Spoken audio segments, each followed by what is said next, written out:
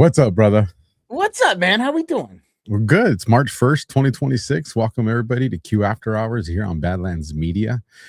I had to make sure to go live on YouTube because we got that little adjustment that we made, but we're good. I timed it, I think, just perfect. So if you're over there on YouTube and you're like, hey, missed the intro, this is the intro. These guys right here. That's right. A whole lot been going on the last 48 hours, man. And I was kind of watching the chat tonight while I was, prepping for this show and the other stuff that we do and battling on social media, doing the research, all that stuff. And shout out Jody IVRN, gifted 5 subscriptions to Badlands Media. Thank you for that, Jody. If you're new to the show, thank you. Do us a solid, smash the thumb, hit the heart, leave a comment, but definitely familiarize yourself with our audience in the live chat. Great group of people all over the country, all over the world. And they routinely have get-togethers. And you can find that stuff if you go to badlandsmedia.tv and find where the groups are. And if there's not one in your area, you can start it. But one of the things that I saw in the chat whilst, prepping for the show is, I want to hear Josh and Alpha's take on what the hell is going on. Some of the people got to see, the special broadcast that we did yesterday. Thank you guys that saw that. And we'll probably go over a few of the things we covered yesterday just to make sure everybody's up to speed. But we'll definitely be talking about how things have unfolded in the last, 20 hours or so since we did that show. Right. So I think that covers my part on this opening. You got anything to say? You want to kind of give the audience some insight to where we're going? And then I'll get to 2 of our amazing sponsors, and then we'll kick this baby off. Yeah, well, number one is there's a lot of propaganda. There's a lot of bullshit out there, and people need to kind of keep their mind on that when they're watching social media. The next thing is that we all have our own kind of opinions and preferences. And trust me, war is not in Alpha or Mind's mind when we say, the multipolar world framework that's coming about or how the world should organize. But one thing to understand is that Donald Trump is operating on information, intelligence, and decisions that are far beyond the scope of the information that any of us have. And so I look at President Trump and say, well, if this man made the decision, then the decision had to have been made. And the typical reasoning that we hear is that, oh my God, he's an Israeli puppet. Listen, you have General Dan Raisin Kane as the chairman of the Joint Chiefs of Staff. Donald Trump takes what this man says as the word of God. And I assure you that our military generals are not sold out to Israel and are not sitting there going, oh my God, Israel told us we have to do it. We have to do it. When the U.S. military backs the president on his decision-making, that's because there's real intelligence, there's real information pertaining to the threats that they perceive, as well as the goals that they see. And if you listen to Donald Trump's speech, and I don't know if we're going to look at that tonight, but he says that this will take about 4 weeks until our objectives are completed. And so we have to look at what those objectives are, why they are going this route. There's something that happened today that actually signifies exactly what we're talking about and brings about an idea of potentially what Trump is trying to do in the Middle East and why he took out Khamenei and why he, is continuously taking out the Ayatollahs and so forth. So we'll get into this discussion and hopefully we can make sense of the madness for you all out there. And if we don't want to talk about that, we can talk about other things. We can talk about the history of what brought this about and why Iran is such a threat. And not only that is how it's all interconnected to the global framework of the old world that is going out the door. And we will definitely show you some drops that may or may not have some significance to what's going on. But of course, it's Q After Hours, so we'll make sure to incorporate that into the conversation. So with that, let's get to our first amazing sponsor. Folks, you guys have seen them before. Spring has sprung at Tamarack Garden. Time for your body to bloom with pure plant-powered magic. Kick off your spring glow up with the best-selling detox collection. It lovingly supports your kidneys, liver, and lymphatic system, flushing out winter junk for fresh energy, clarity, and a vibrant spring vibe. Then hit the sun safely. Their nourishing sunscreen packed with skin-loving plants and natural SPF, tinted with coca for instant golden glow. No white residue, just a radiant you. Protect against mosquitoes. God, I need some of this. Ticks the natural way with the DEET-free plant-powered bug spray. Safe, effective family protection. Their herbal lineup eases headaches, allergies, anxiety, and more, all handcrafted by a fun family in North Idaho since 2021 from local wild weeds and wildflowers. Reclaim your health one plant at a time with Tamarack Garden. Visit tamarackgarden.com and use promo code Badlands for $10 off an order of $50. And you guys are gonna love some of the two of the ads we have at the end. But if you've watched Death Con, you know about this one. Yes, you guys, today is scarily easy for criminals, scammers, or anyone with bad intentions to find your personal information online. Your home address, phone number, workplace, even your family members' names are exposed with just a few clicks. When this much information is public, scams are not random.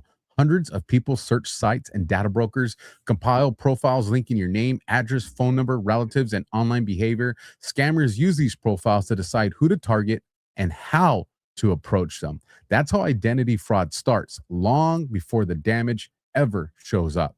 Patriot Protect removes your personal data from the internet, wiping it from Google and every major website where bad actors search for targets. Patriot Protect finds and deletes your personal information from 240 plus people search engines and data brokers. Once your profiles are eliminated, their search and destroy protocol runs continuous monitoring to every new exposure is detected and wiped immediately. It's the peace of mind of having your own security team, all for about the cost of keeping your porch lights on. If you want to take control of your personal information and reduce your exposure, go to patriot-protect.com/Q after hours and use code Badlands for 15% off all Patriot Protect plans. If you guys have been in the information trenches of social media with me, you have seen how often people's identities are being ripped. Folks, take advantage of this, protect your identity. And it's going to have a bunch of other benefits in the future of protecting our identity that I'm sure we'll all come to recognize. Josh, let me start off here just because, I'm coming off the heels of seeing a video, bro. And you know me, I'm pretty chill. I'm pretty relaxed. It really takes a lot to make me say, you know what? F you and mean it. You know what I mean? But a video is going viral on social media. And maybe at the end of the night, I created a 6-minute response. Maybe we can play it. We'll see. But it's the wife of or she claims, and I don't have any reason to not believe her, but she identifies herself as the wife of an active duty service member that's serving right now. And the part that got me really upset was that part, because she knows how much we love and respect the families. You're on mute too, just so you know. She knows how much we love and respect the families of our service members, especially given, myself and yourself who have served. And she goes on to say, anybody who voted for Trump, F you. She even calls out like her local friends and family members, and it says double F you. And then she goes on, and granted, listen, everybody is entitled to have an opinion. I get that part. But when you lie, that's not an opinion. That's a lie. And she goes out and she makes a statement, F you guys for voting for Trump, who said he would happily send service members over there to die. Now, I haven't seen any video or any statement where the president has came out and made that statement. Right. And I think people can't fathom the idea of the weight that's on our president's shoulders, knowing that the decisions he's going to make will probably cost the lives of the most patriotic men and women of this country. And so that part pissed me off. But here's the part that really pissed me off. And this is the part that I kind of spent at length time talking about. It's not Trump's decision whether a military service member sacrifices their life. It's not that lady's decision. The only person that owns that decision was us. When I signed the contract, I'm the one that decided to wager my life for this country, for this cause, for freedom, plug in whatever each one of our individual motives were. That was my choice, not the president I served under, whether good or bad. It was my choice. And when she went out and made that decision, I was like, you have completely disrespected your husband. Like, you don't understand that it's his bravery and his courageousness that made him sign that contract. We're not living in a Vietnam area. There's not a draft. Like, we all choose to serve. And to say that it's a president's decision, no, their combat operations is the president's decision. Our decision on whether we serve and are willing to sacrifice our life, that's us. That's our choice. I don't know if you want to say anything to that before we kick this off. No, well said. And I didn't see the video, so I don't know what video you're talking about there. But I think that is someone who's probably emotionally distraught. Maybe she lost her service member, or maybe they're under bombardment or attack. And, extenuating situations cause for massive emotional reactions. And, if she's out there listening, we feel your pain. We understand, but service members, they serve their country. They take that oath because they care for something greater than themselves. And I hope that tonight we can explain kind of why this is necessary. Not necessarily war is necessary, but why this is necessary. In the kind of the futuristic perspective. And, Trump kind of hinted towards this the other day in his speech. He said, we're doing something today to secure the world tomorrow.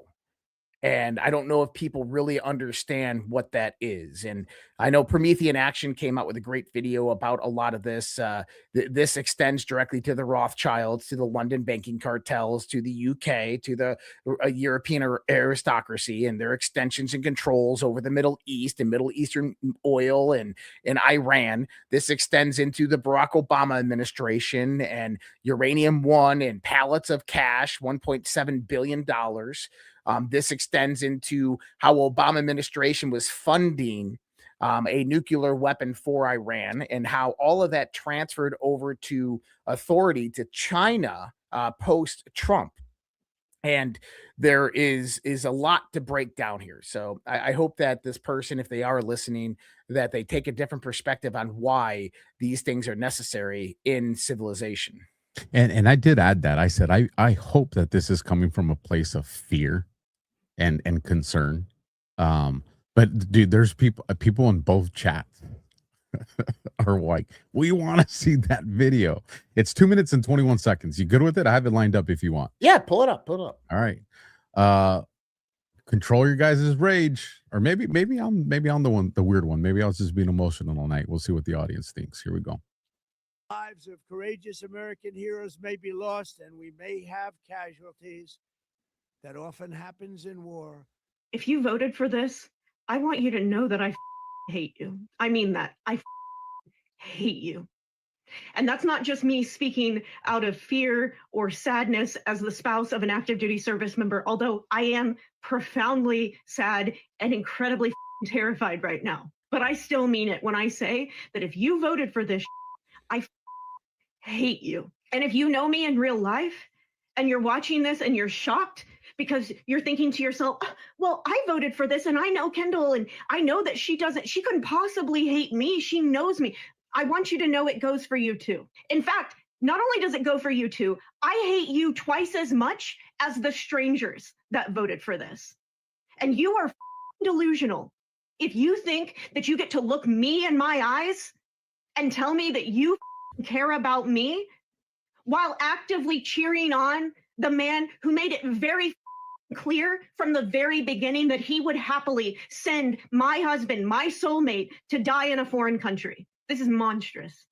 It's monstrous. They struck a school building. More than 50 little girls are dead this morning because of the man you installed in the most powerful office in the world. That's on you. And I don't know how you're going to live with yourself with that knowledge. Probably an unhealthy dose of delusion and lack of empathy for anyone else on this planet.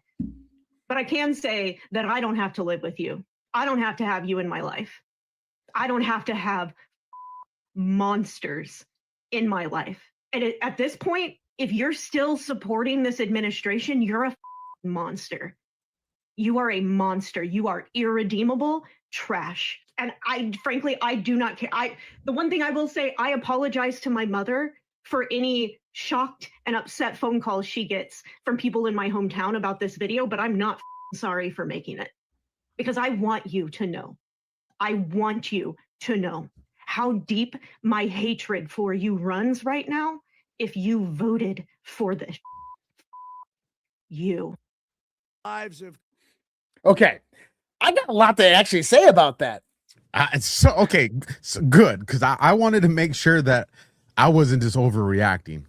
But no, this is your typical liberal outrage of someone who is just listening to nothing more than MSNBC, CBS, ABC, freaking CNN propaganda. The moment she said that he's responsible for 50 school children, that was an Iranian ballistic missile that fell to the sky, got shot out, that blew up that school. That was not U.S. or Israeli ordinance. And to that point, that's not speculation. That's, oh, you're trusting your government. No, that comes from Iranians. That came from the Iran. The missile, and you see it go up, and then you see it come down.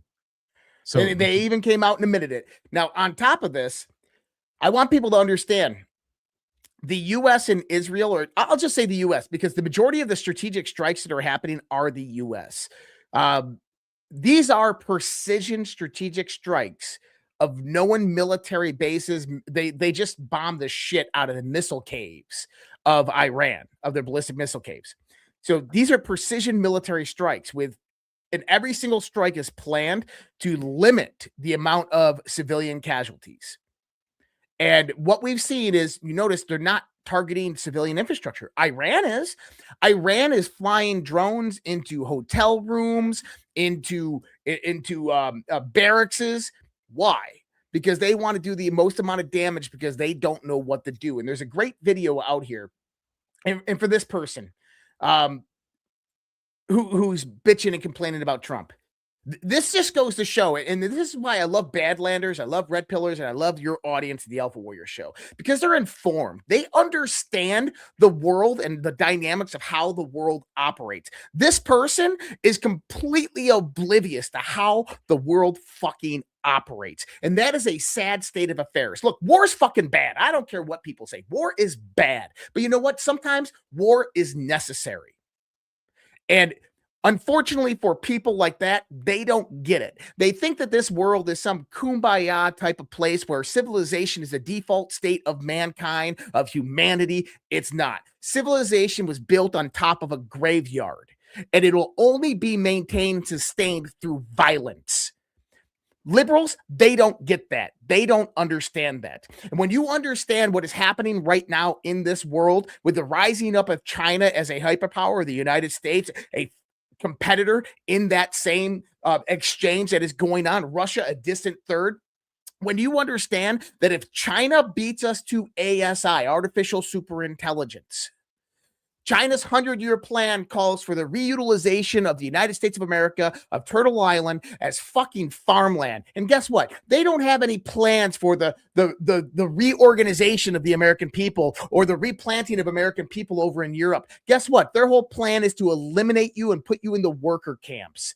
And for people like this, they fucking piss me off because they don't understand what is at stake here. And yes, China is a big part of what is going on. Yeah, we can be all friendly. We do trade deal. Yeah, everything all good in the world. No, it's not. The world's a very dangerous place. And if you understand the three-body problem, if you understand what we meant by dark forest, the world is a dark forest. The moment you put your guard down, somebody will come in, invade your ass, and take you over, okay? People will be like, well, but we're a peaceful people. If you're a peaceful people, you're going to get fucking conquered. You don't believe me? Ask the Native Americans. Ask the Aztecs. ask the Mayans, ask anybody that was in the Western Hemisphere prior to 1320. They were a peaceful people. They got conquered. Why? Because they didn't understand the nature of civilization. It's conquer or get conquered. Period. And the crazy part is she's a voter. And when she goes to vote and they say, why'd you vote that way? Well, because Trump's military killed kids. And they'll show her the evidence that that's not the case. And she'll still refute it. That's the part that just blows my mind. Like, you can show these people video from our country, and there's a lot of people, there might even be a few in this chat that have a position on something and will blame it on Trump. And you'll have that country come out, take ownership of it, and they will still find a way to rationalize it as being Trump's fault. And how are these people ever supposed to comprehend the operation that we know as Q? So, Alpha, I want to correct you on that, because to them, it's not a rationalization. It's showing them the evidence. To them, that is a lie. To them, that is not truth in any way, shape, or form. They can't comprehend the worldview that we are putting out there, because honestly, these people are mentally ill. These people have been engaged in psychological warfare and brainwashing for so damn long. They are beyond the point of coming back. I'm sorry that I have to be the reality check for a lot of people out there, but I was at a bar last night. I was having the first drink I've had in 4 freaking months, right? I'm at a bar last night and talking to these two people, and one is an older guy and another kid, younger kid, and they were hanging out and they looked conservative. I'm in a conservative town. I'm just not really kind of keeping track of that. And the one guy, I'm talking to him, the older guy, and he's a former business owner. He's a little bit drunk. But he goes, that Don guy. I'm like, that Don guy? What do you mean that Don guy? He goes, Trump. I'm like, oh, what about Trump? He goes, he's $1 billion in the hole. And I'm like, what do you mean he's $1 billion in the hole? He's like, Trump Social. I'm like, Trump Social? There's no such thing as Trump Social. He's like, the media company he has. And I'm like, okay, you're lacking details right now. And I'm like, do you mean Truth Social? He's like, yeah, it's $1 billion in the hole. I'm like, no, it's not. I go, the parent company of that, owned and operated by Devin Nunes, just bought a $6 billion stake in crypto.com. They just spent $2.3 billion on a fusion company. They have a diversified investment portfolio. You have no idea what you're talking about. And then he's like, oh, well, Japanese bonds, and they're selling off all the U.S. bonds. I'm like, no, they're not. What do you... Like, but I had to correct this guy. Every time I corrected him, he made a point. You don't know what you're talking about. Loud and yelling. And I'm just like, dude. And I stood up. I flexed my chest and I said, dude, listen. This is literally what I do for a living. You have no idea what you're talking about. And I'm spitting to you facts. Like, and he goes, you know what? This conversation isn't going to work. He fucking rage quit, ran to the other side of the bar, and stayed the hell away from me for the rest of the night. But I'm glad that he walked away, because I was not going to stand down. But you cannot reason with these people. They are beyond saving. You tell them a fact and they contradict it with opinion and believe they are right, because they are that self-centered, narcissistic, and egomaniacal. So, like women like this, I feel bad for that service member, because he's married to a cunt. Oh, listen. Thanks for joining the show, folks. Hope you enjoyed it. Don't forget to like, share, and subscribe. We're done here. Listen, I'm telling you, like you so normally, me and Josh, we have less than like 10 minutes before the show starts, because we don't script anything, folks. Like we'll send a text on some things that we want to cover, but we do not script the shows. And like I said, in those few minutes, we'll kind of talk about these things. And I know poor Josh was trying to communicate stuff to me, and I was distracted. I was trying to tell off of something like, I got an idea. Like, listen to this. And he's like, no, hold on, coffee and this. And I was pissed, folks. Like, I was pissed. And I'm pretty good at staying focused. It's just, there's been a lot going on in this country, and is Trump going to always make the perfect decision? No, he's not. He's not God, and he's not perfect. But he is always going to make the decision that he feels is the best decision. I 100% have confidence in that because he's shown that. This is not blind faith. This is educated trust.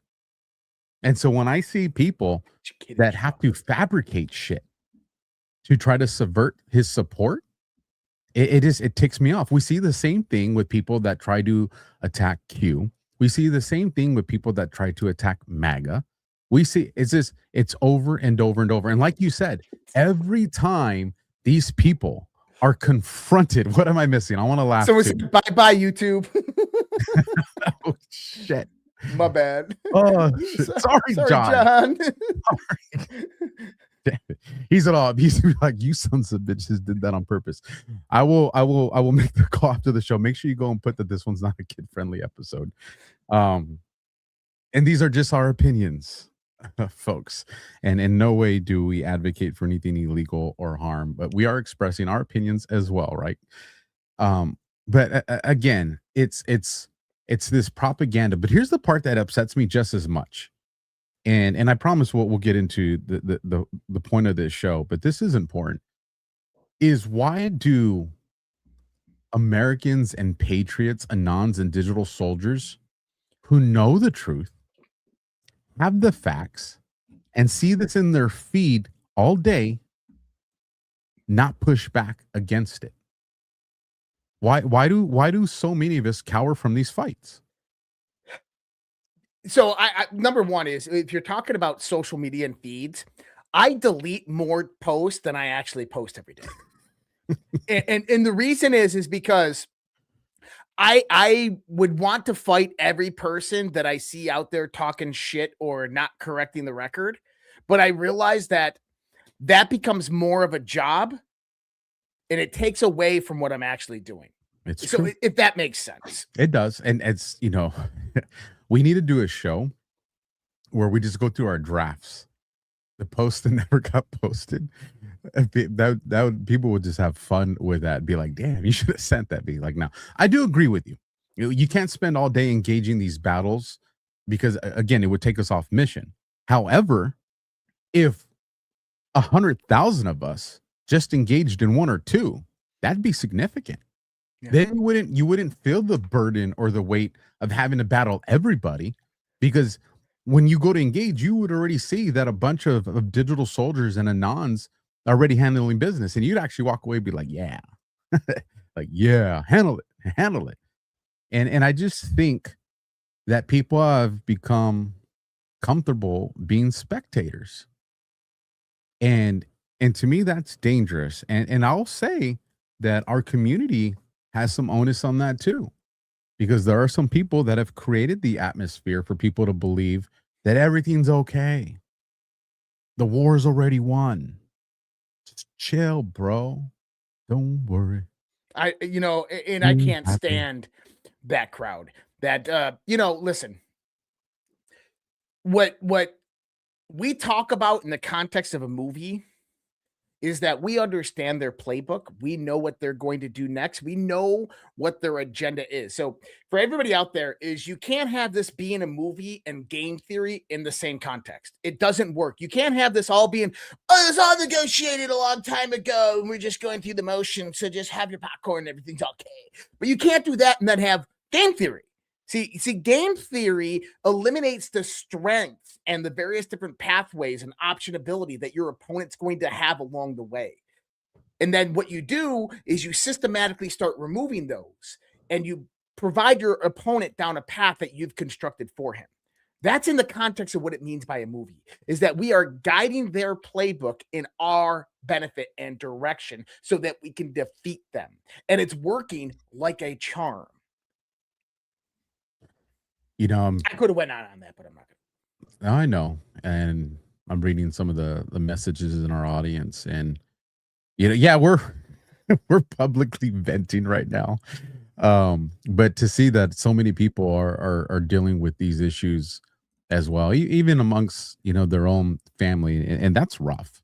It's rough when it's your husband or your wife or your son or your daughter or your parents. It's rough. And, you know, and I would never advocate to sever relationships. You know, it's relationships are too important. But you also got to know when to step away. You don't want to say something, you know, that can probably be unforgivable. You know, words last a lifetime, you know, so we do got to be careful with that. And we can't give up the fight, you know. So, but let's get into why everybody was waiting for the show.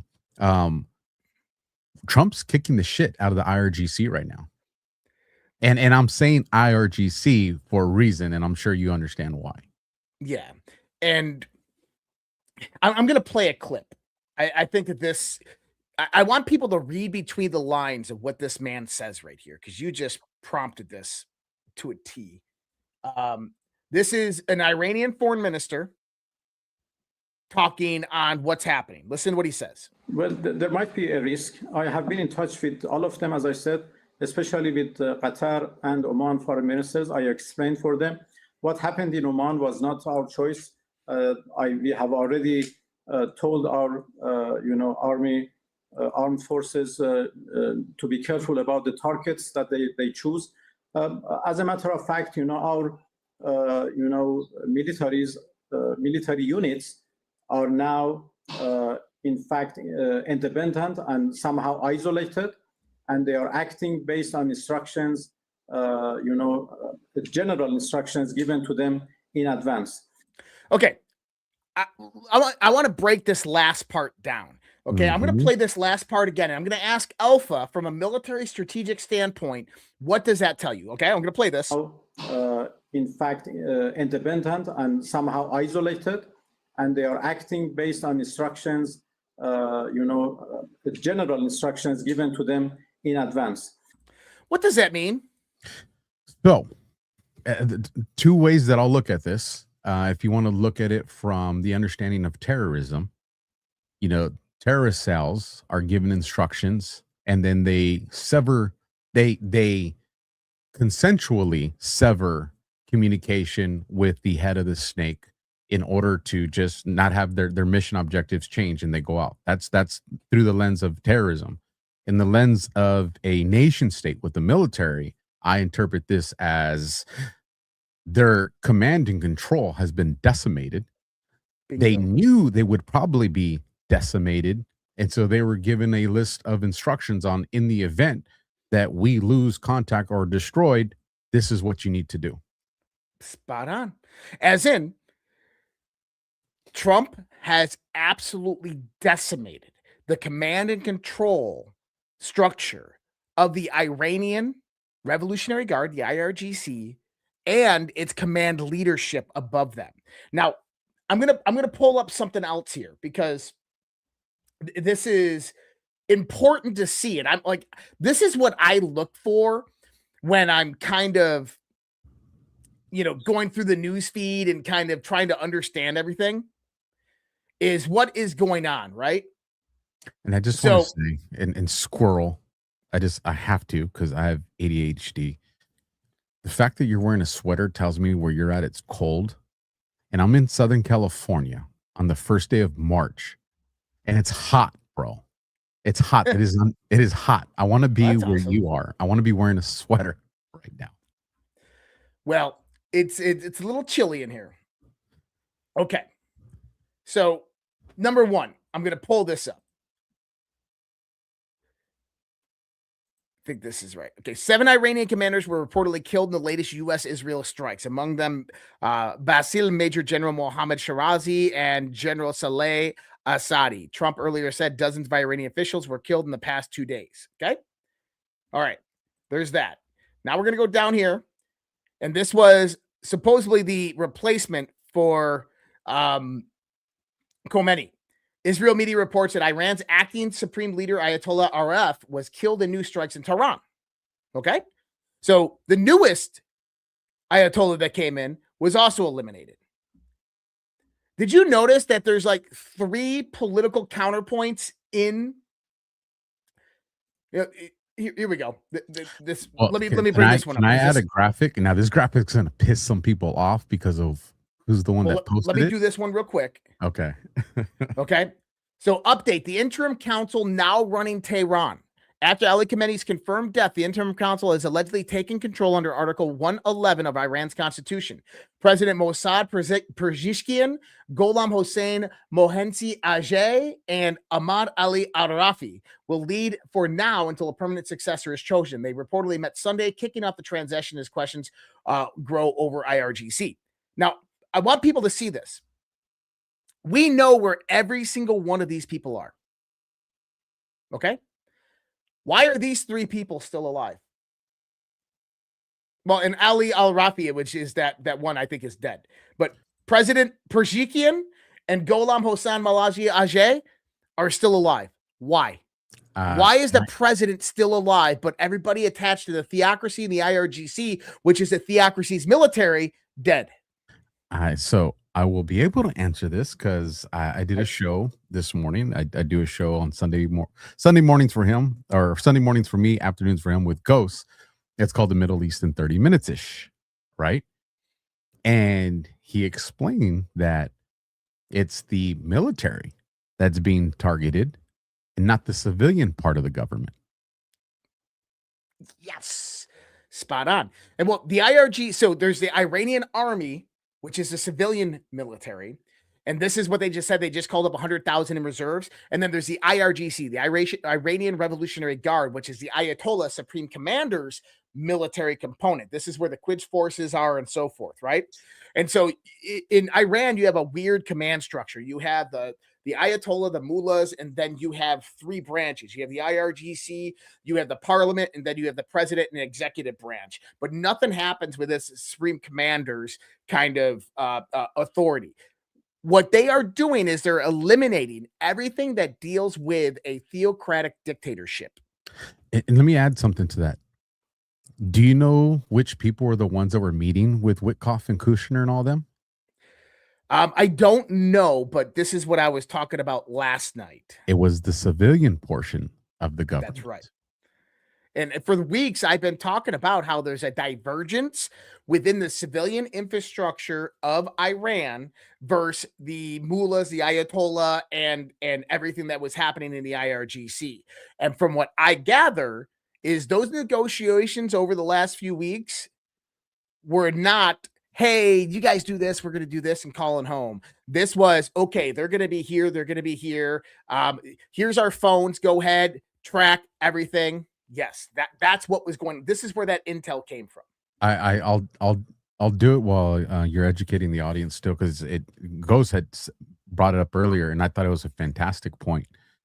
But he showed the last three presidents, or last two, and including the current one, three presidents, and he showed who they were and what they looked like, and then he showed the second to the last one who he was and what he looked like, and then he showed the current president. And the current president looks like a Western guy wearing a suit.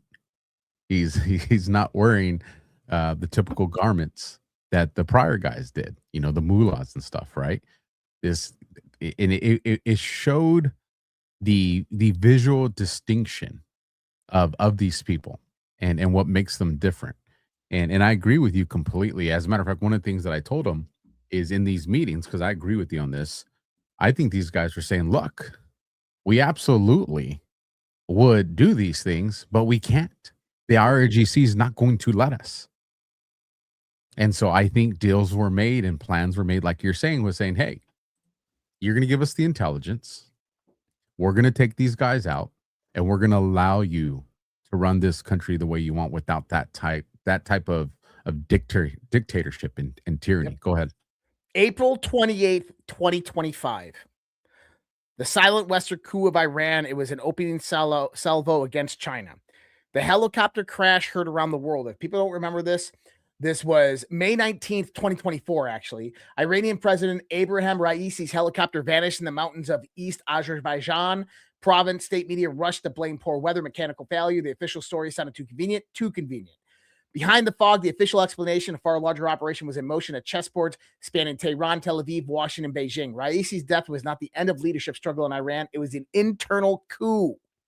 Three helicopters that day, folks. Three helicopters. The U.S., Israel, and their allies had quietly preparing for an Iranian coup for years, undermining Iran proxies, penetrating into intelligence networks, bleeding its external influence dry, and setting up a stage for a full-scale internal regime collapse. Why? Because Iran isn't just Iran. Iran is the keystone to China's Belt and Road strategy, its discounted energy lifeline in the Middle East reach. Destroy Iran's position, and you strike a crippling blow to China.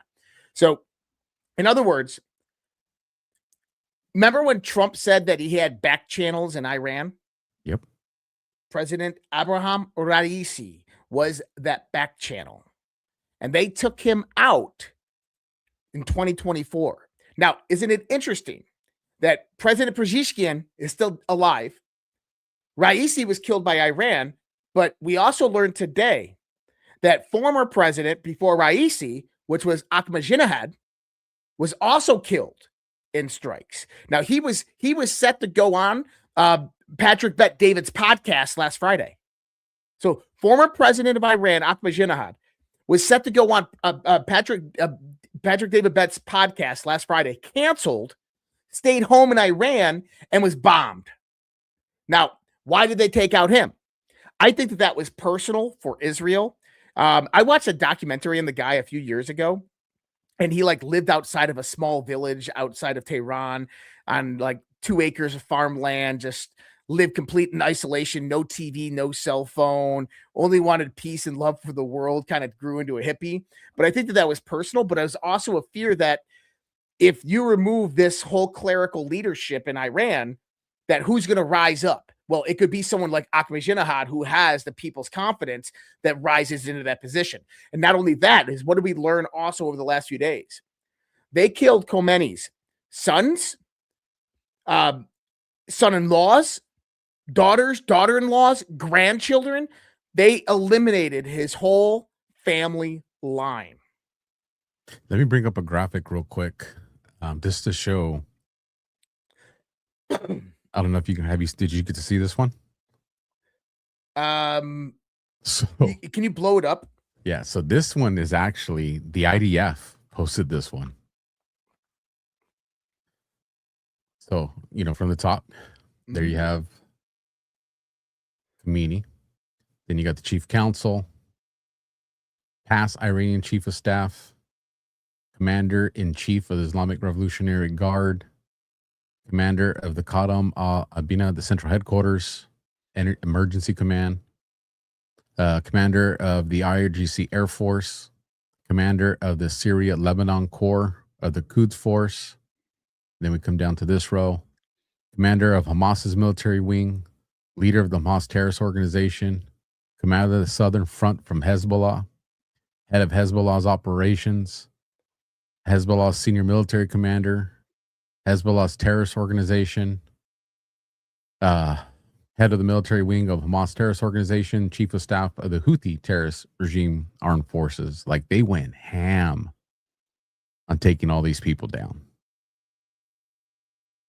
Again, for transparency, that post comes from the IDF. The IDF, just so everybody knows. And the text that they wrote says, it's official, all senior terrorist leaders of Iran's axis of terror have been eliminated. And that was this morning at 9:03 my time. Pacific. So now what you're dealing with in Iran is something we call a power vacuum.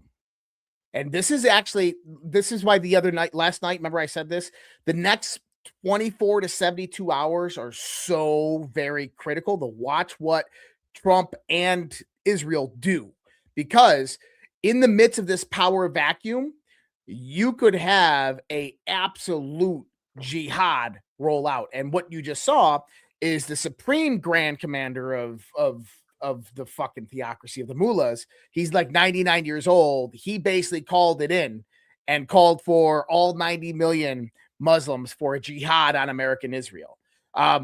Now, here's the problem.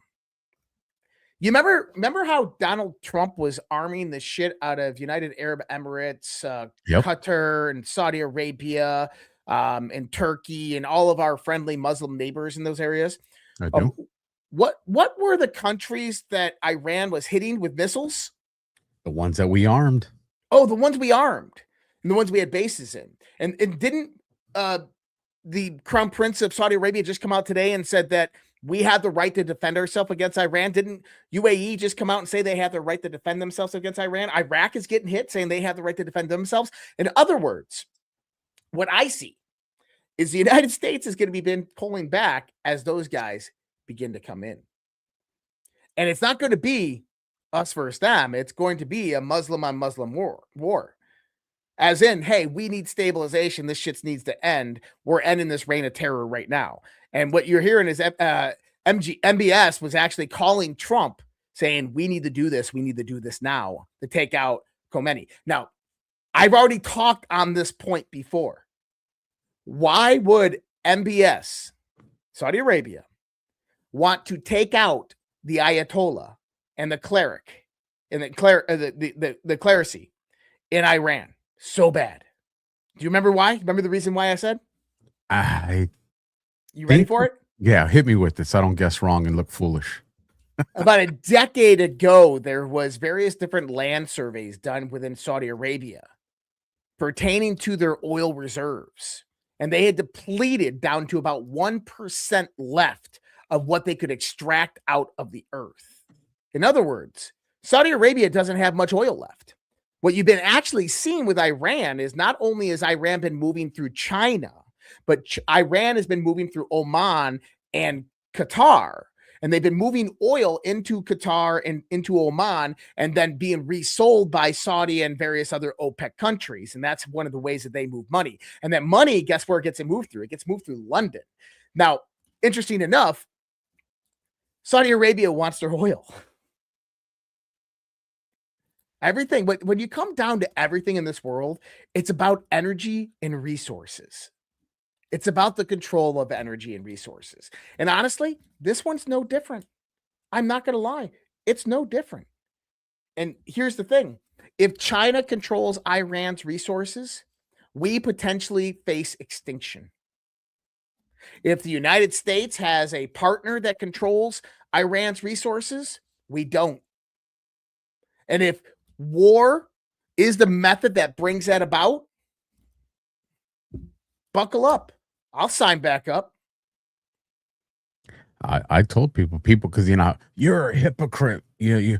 Trump says war, and all of a sudden you're okay with war. I said I never said I was against war. Show me the post where I said I'm against war. I'm not anti-war. I'm anti-fake wars. I'm anti-banker wars.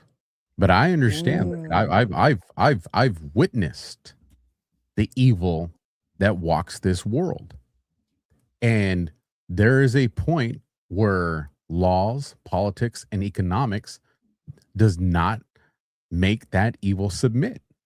The only thing that makes that evil submit is good men willing to be more violent than the evil people that are violent. And that is it. And that's what ultimately leads us to war.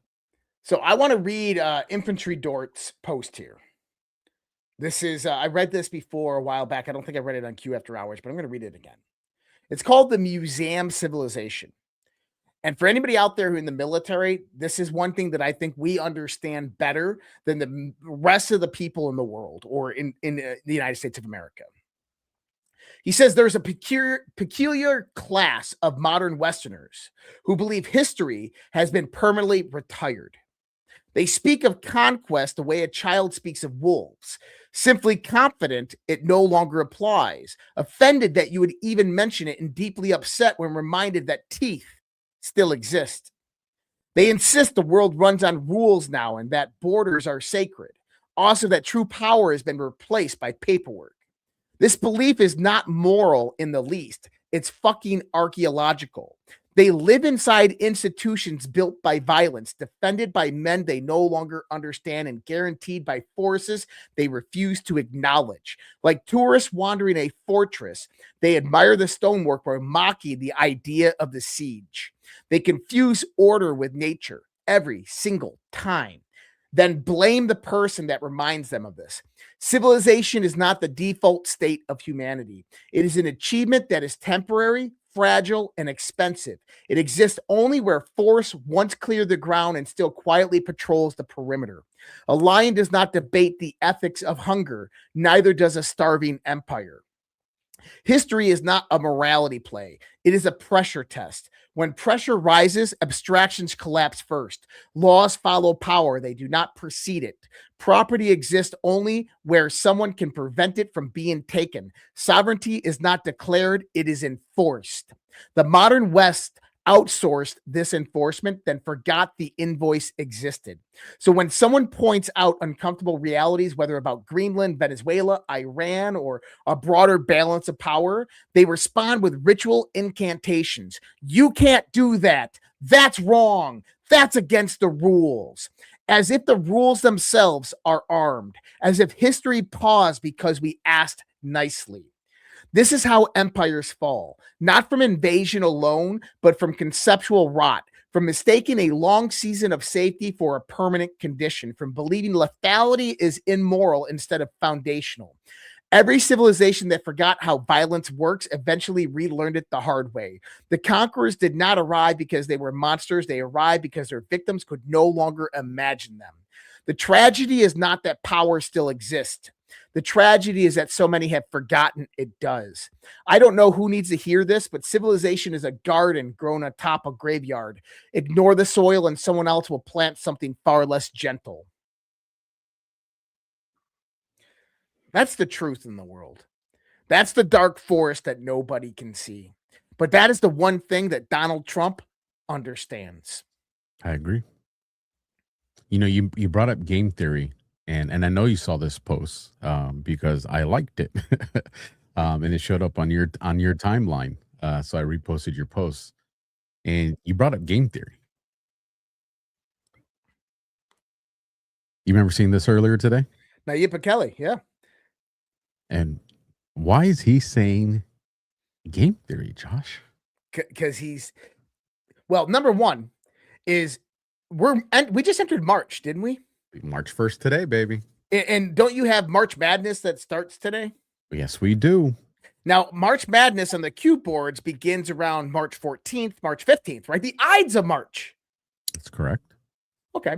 So game theory would have some relevance in here when you start talking about a competition, a game that is being played.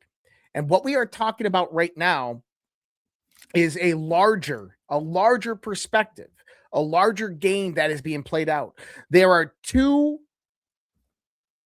opponents on this field that the United States is going against. It is the London bankers, the European aristocracy, the EU, and it is China. So the question is, in the threat of annihilation, of the dismantling of their infrastructure, of their safeguards, of their revenue sources, what is their next move? But keep in mind that their next moves have been designed over the last year down a very, very narrow route of predictability. That's game theory. And just for people, you know, that say, well, it's understand that the Patriots, the White Hats, whatever you want to call them, they have contingencies. So when Josh is saying that this design is there, can you predict with absolute certainty every move they make? Well, no, you can't. But, and I think Josh would agree with me, I think we both agree on this, that there is a level of artificial intelligence that is being utilized here. 100%. I think we both agree on that. But no matter what route or what contingency they deploy, every one of those contingencies ultimately is going to lead to very few options that they're all prepared to deal with. Mm-hmm. And I think this is the misinterpretation that a lot of grifters have taken over to make the audience become static in their actions and static in their thought process. One of the greatest attributes of the Q community was the rapidness and the massive amount of critical thinkers that it created in a very short window. That is one of the most massive weapons that this community has. And when people come out and say, hey, you're just watching a movie, just enjoy it, that destroys critical thinking. That thought process in of itself destroys this community. We can never abandon critical thought. and I wanted to capitalize on it. And given that this is Q After Hours, there are a few drops. I think there's like 15, 16, something like that have the term game theory. But this is the first one that mentions game theory. That's why I chose this one. And this comes from November 60. It's drop 6 or November 2nd, sorry. Drop 60. You can count the people who have the full picture on 2 hands. Of those, less than 10 people, only 3 are non-military. Why is this relevant? Game theory. Outside of a potential operator who has been dialed in with orders specific to his or her mission, nobody else has this information. Operators never divulge. Alice in Wonderland. And so this was the first time that game theory enters the post. And so I just wanted to bring that up because, again, Kelly that brings it up. This is a word that's being utilized a lot right now within our community. And I want to remind people of the first exposure that we had to it with regarding the boards. I don't know if there's something you would like to add to this particular one. No, I think we're good. Okay. So I'm looking for something here as well. So keep on going. All right. So while you're doing that, here's the other thing I wanted to remind everybody. There are a lot of different perspectives on why Trump attacked Iran. A lot of people did have the understanding and the assessment that Trump would not attack Iran. And some of those assessments were very educated ones, and I think they came with a lot of research. But I do want to remind you of 2 guys that said Trump would and told you in the order that this would happen. Venezuela, Mexico, and then Iran. No, he didn't attack Mexico. We took out Mencho, right? And everybody says, no, he literally said on the State of the Union, we took him out. And while everybody was pointing towards Iran, the people that did see an attack coming, me and Josh said, no, it will be Mexico first, and then we'll end up in that direction. So I just want to remind everybody to the accuracy of the show that you're watching, to build our credit, because maybe we will end up getting it wrong at one point. But right now, I mean, we're batting 1,000. And I think that's worth mentioning for the audience. So I was looking for something. I couldn't find it. But you said white hats, and I found this really interesting. Donald Trump's speech the other day on Iran. What is he wearing? A white hat? A white hat. Now, also, on DEF CON the other night, what happened? We got comms, baby. We did get comms, right? And what were the comms? You literally asked. Like, I don't know. You want me to go get the post? Well, I asked Scavino for a comm, right? Right. And he gave us a 17-second video 55 at 5:05, which comm good. But midnight, also midnight 55 for those wondering. Right. But also post 55 is what? That's Look the famous Twitter. One. Exactly this. My fellow Americans, the storm is upon us. Now, what were the comms we were getting throughout that whole week? Remember Trump with the umbrella with the red behind him? American prosperity? Nope. Don't on do the same it. day into the storm. And then don't do it. Yep. And then a few days, the same day we also had Rig The for bombers. Red. Yep, rig for Red. Then you had Scavino with the bombers. We had another Scavino post the other night that said game on 72 hours. 72 hours to the date is when we hit Iran. Let me ask you this, people. Why would they go to the trouble? Why would they go to the trouble to talk to those people who they know are listening? Covertly. This is comms.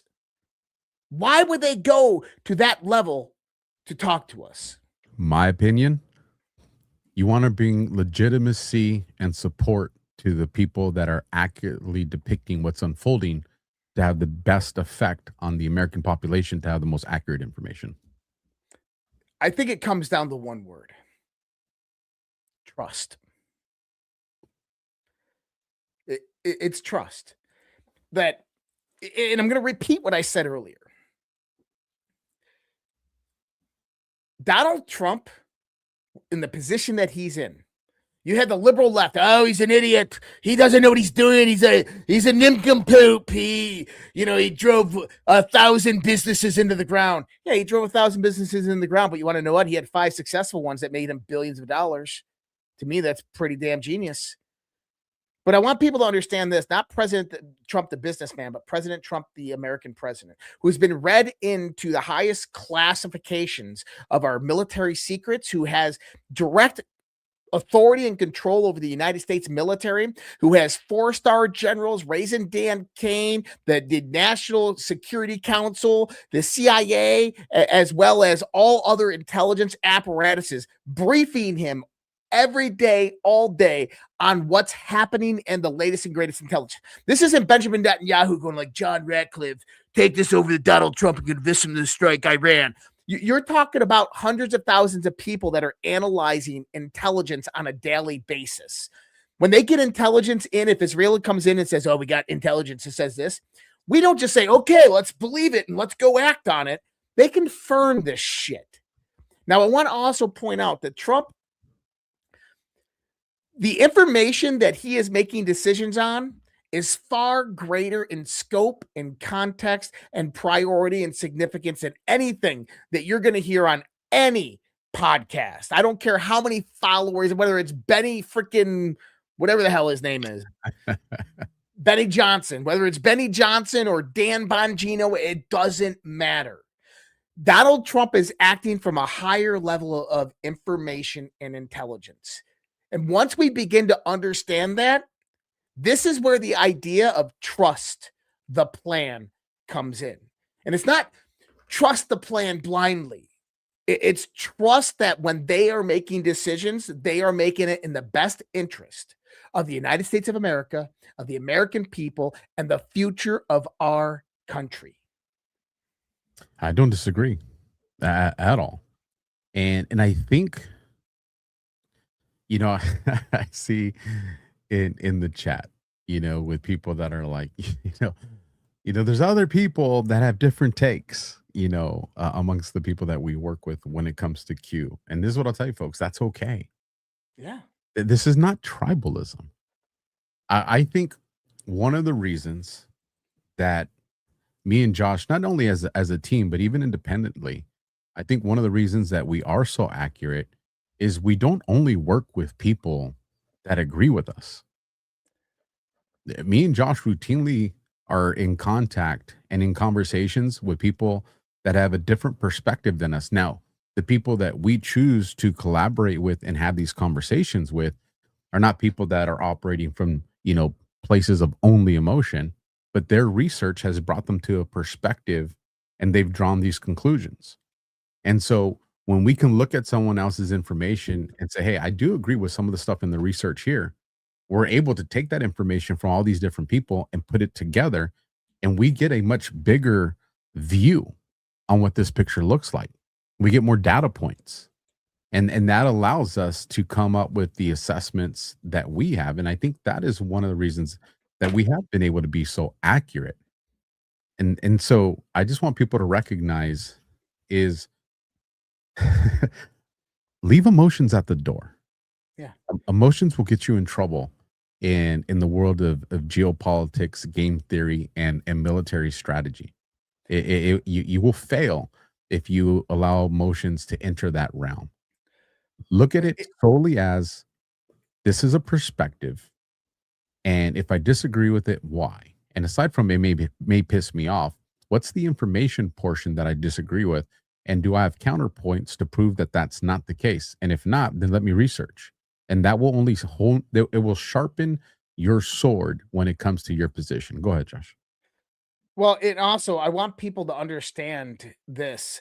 I mean, Alpha and I, we have our own channels and our own companies, but we choose to work with Badlands. Like everybody said, we don't have a contract and all this stuff, and we're not told to say this or no. It's actually quite the opposite. John gives us immense amounts of freedom. And here's the thing. We are blessed to have Badlands Media, because you're going to have on one side a completely different perspective. And then you're going to have this perspective. And it doesn't matter what is right. The thing is that you are very well informed on the various different contrasting of how the world is brought about. And at the end of the day, we can disagree with each other, but yet we're still going to go to GART in a month and we're going to hang out. We're going to have a great time. We're going to talk. We're going to debate our thoughts and our opinions. And as the world unveils, we'll see who's right. But that doesn't matter of who's right or wrong. It matters in the context of you are getting a high level assessment of geopolitics, of geoeconomics, of military movements in modern warfare, of psychological operations that you're not going to get anywhere else. And you get that because of Badlands. So appreciate you, John. Thank you. Thank you for having me on here, man. This is an amazing place. Great audience. I like future objective. Keep it hot with high friction. 100%. Listen, folks. Are you guys warriors? Or do y'all want to be around the campfire singing Kumbaya? It's a Kumbaya world, man. I'm telling you. High friction, baby. High friction. You're going to start saying that on your own shows. I probably will. But I'll say this. I do understand that there are some people that are like, but I also know there are people that try to poison the water because they want to destroy an institution. And what I will say is, listen, Kyle Seraphin is my friend, someone who I consider a very close friend, and me and him completely have disagreements on the outlook and operation of this government. I don't got a problem with that. Now granted, he doesn't help the fact of, people that want to stir the pot. Alpha's a Fed. If I'm a Fed, please give me the benefits and the pay. And I'll sign the contract. Actually, don't give me the pay because I think their pay sucks, but I'll definitely take the benefit package. But to bring it back to, what's going on. One of the things that I think a lot of people are missing and not talking about, and we have talked about it, and I want to make sure, because we do have a very large audience tonight that's watching. Nearly 10,000 people on all these different platforms are watching live right now. So again, thank you guys for joining us. Smash the thumb, hit the heart, leave us a comment. And if you're new, introduce yourself to the chat, the great people that are here. But China and the understanding that it's all this focus on Iran, and nobody wants to zoom out and look at, does the CCP have any role in this, whether it's now or in the future? And let me set you up here for this conversation, Josh, on answering this. Yesterday, when we played Trump's speech, he said, this is not about right now. This is about the future. That's right. So when he said that, what is he talking about? So we've had the conversations on this show where we talked about this future, which what Trump calls the golden age. We are in the midst of a 500-year leap in technology in less than 20 years. I don't know what that world looks like, but I think we can only imagine by daydreaming into science fiction. Every single thing that we've ever dreamed of in the context of science fiction becomes a reality with a 500-year leap. That 500-year leap comes about because of one thing, one technological revolution that is taking the world by storm right now. And that's artificial intelligence. Now, we have a very generalized AI. We call it AGI, artificial general intelligence right now, AGI. And Elon Musk just made the statement last week that we are in the midst of the singularity, where ASI, artificial superintelligence, will occur over the next 2 years. At that point, whatever nation state controls artificial superintelligence will be light years beyond any other nation state. And with that understanding, they become a hyperpower. A hyperpower is something that this world has never seen. Very similar in context to the United States after the end of World War II, but without all of the intermediary control factions brought about by the European societies. Okay. Now, if the United States becomes that supremacy of global leadership in the context of what Trump is outlining, the future looks very, very bright. But if China obtains that before we do, understand that there will be a war. And that war will be annihilation of you and me. That they do, we can laugh and joke all about, oh, we just want to trade rice with you. And my kids are half Chinese, so I can say this, okay? It's not racist. But understand, the Chinese have a plan. Go look it up. The unrestricted warfare doctrine, the 100-year plan. Their 100-year plan does not include you, America. Their 100-year plan does not include, what are we going to do with 380 million Americans when we take over their land for farmland? Do you want to know why 1 to 2 million Chinese military-age males came over the Southern California and Arizona borders during the Biden administration? It wasn't because they were coming here for a better world and wanting to see the United States of America. No, they came up from Venezuela. They dropped their passports. They came up from Venezuela. They went to the Darien Gap. They were met there by UN workers and NGOs who helped them get in touch with cartels, who then trafficked them all the way up to the border and helped them cross. When they crossed, they were then met by handlers, other Chinese military-age males who brought them in. Across the United States of America, you have massive Chinese intelligence operations and Chinese police forces. We saw one of these busted in New York a few years back. I'm telling you right now, there's hundreds, if not thousands of them spread across the United States of America. Now, I want you to bring this also into context. It was China who helped to fund and pay for the ships and the planes that brought Hezbollah, Hamas, Houthis, Al-Qaeda, ISIS, Taliban. They don't even like each other. Other African militant groups that were trained in Chinese militant camps in Northern Africa brought them over into Venezuela, dropped them off where they dropped their passports, went to the Darien Gap, met with the cartels. Cartels brought them over the border. After they stopped right there at the border, they stopped in these little warehouses that the cartels built. And then the Biden administration paid thousands of dollars to keep them there so the NGOs could make money. And then they flooded them into the United States, where governors like Governor Abbott of Texas flew them into liberal strongholds. I shit you not. DeSantis flew them into liberal strongholds. And who were these? These were radical, fundamental Islamic terrorists. Why did China do that then? Because they understood that if Trump ever came back, if the United States of America ever wanted to stop China, it would have to take out the 3 legs of its energy supremacy. And one of those legs is Iran. And once you start taking out Iran, then Venezuela's already gone. Iran, Russia will easily constray back to the United States of America. But now you can position those radical Islamic terrorist groups inside the United States of America to rise up. And guess what? We strategically position them all throughout the states in the United States, the biggest states in the biggest cities, in each one of the capital cities. So what happens now? This is something that you, me, Nino, we've talked about before. We saw evidence of it today.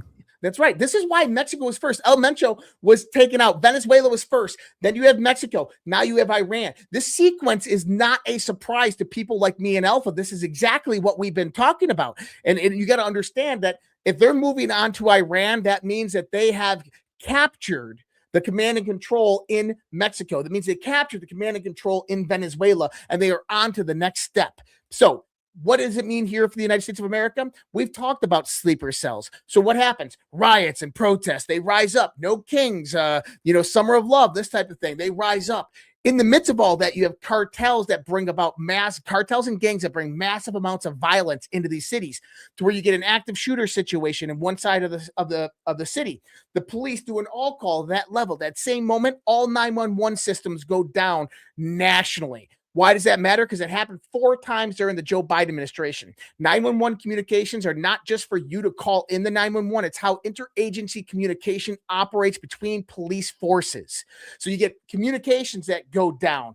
Then what happens? You get the thousands, if not tens of thousands of radical Islamic terrorists that are sitting inside our U.S. liberal cities rise up in groups of 25 and start taking over command and control, start taking over transportation, water, energy, and then taking over National Guard armories and police stations in one fell swoop, like Chaz, where they took over the police station. That was a dry test run. And then once they get control of, let's say, California's major cities, or they get control of Nevada or Arizona or Minnesota's major cities, then guess what? Those Chinese military-age males rise up and they take over command and control, and China owns that place at that moment, and there's nothing the United States military can do at that moment.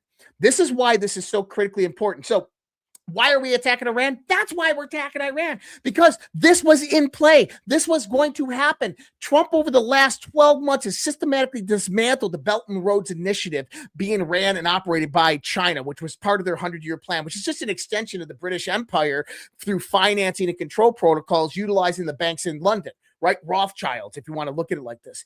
But when you start to understand that we have to limit China's energy exposure, resource exposure, supply chain exposure, that we have to control all the little branches that spread off of this. And this is what Trump has done with the national security strategy, with the national defense strategy, going into Venezuela, going into Mexico, having Tom Homan and his team at DHS. This is why I told you, we knew there was tier 1 operators working directly with Tom Homan's team. This is why Tom Homan, when he originally came in, he went across the United States of America from major city to major city to major city, spent a week to 7 to 10 days in each city, and they didn't do really any deportations. They didn't have a big ICE capacity, but people began chatting and talking. What you had is probably a tier 1 black team with them, gathering human and SIGINT along the way, and then they started to rush. Like in Minnesota, 2,000 agents in, and they capture all the comms. They found out how they're communicating, what's going on, and all the actors involved. And now they're sitting back waiting again because they're waiting for them to get activated. But this is one big setup of the deep state, of the globalists, of China. And what we are watching right now unfold is one of the last steps towards this kind of finalization of the destruction of the New World Order. But why does it matter? Because if we lose that war, we're fucked. I want to make sure people understand the concept of this shadow war that's being described right here. If you've ever worked at a company or know someone that's worked at a company, and the company gets bought out by a larger company, so then everybody that works at the pre-existing company starts to get stressed out. You know, who's going to get fired? Who are they going to keep? And the new management comes in and says, no, everybody's jobs are safe. Nobody panic, because that company still needs to operate because they bought it because obviously it was making money, or they see the ability to make more money on it. And everybody's like, all right, so everybody feels a little relaxed and continues working. And then you see some people come in, and all of a sudden a supervisor starts training this person, saying, oh yeah, they're going to be a part of this department. And another supervisor is training this person. And again, everybody relax. But what does everybody kind of suspect what's going on? Hey, I'm training my replacement. And they're doing this without confrontation because they told you not to stress out, to stay relaxed. Well, this is what's going on between our country and China. If you just come out and tell, because everybody says, why don't they just come out and tell the truth? You would have absolute chaos and everything would just completely collapse, which is the contingency for the deep state, for those that don't know. This is what they're doing, is they're facilitating these things that Josh did, or that Josh articulated here, with everybody thinking that, oh, it's isolated to this and it's isolated to that. Yeah. And we're trying to bring your guys' attention to zoom out, plug all these things together, and that's what paints the picture. That's what shows you what's 40,000-foot view. Thank you. The 40,000-foot view of what's going on. And that's the part that's really important, because I think too many people isolate this to just the headline. And just remember, folks, who's creating that headline? And how much trust do you have in that? And you gotta back off and look at this. I think one of the benefits that me and Josh have is we do come from a military background. And at the end of the day, all these things that are unfolding are a combination of not just psychological warfare, but it's military operations, military planning. And that aspect is very important. And I think some people that don't have that, it does make it a little bit more difficult for them to kind of come to the assessments that me and Josh do. But I just wanted to plug that in just to make everybody kind of grasp, because everybody thinks that you have to see all these all out wars like right now. And it's not, and I think me and you both agree, you're not going to see a 1 year, 18-month war between us and Iran. It's not going to happen.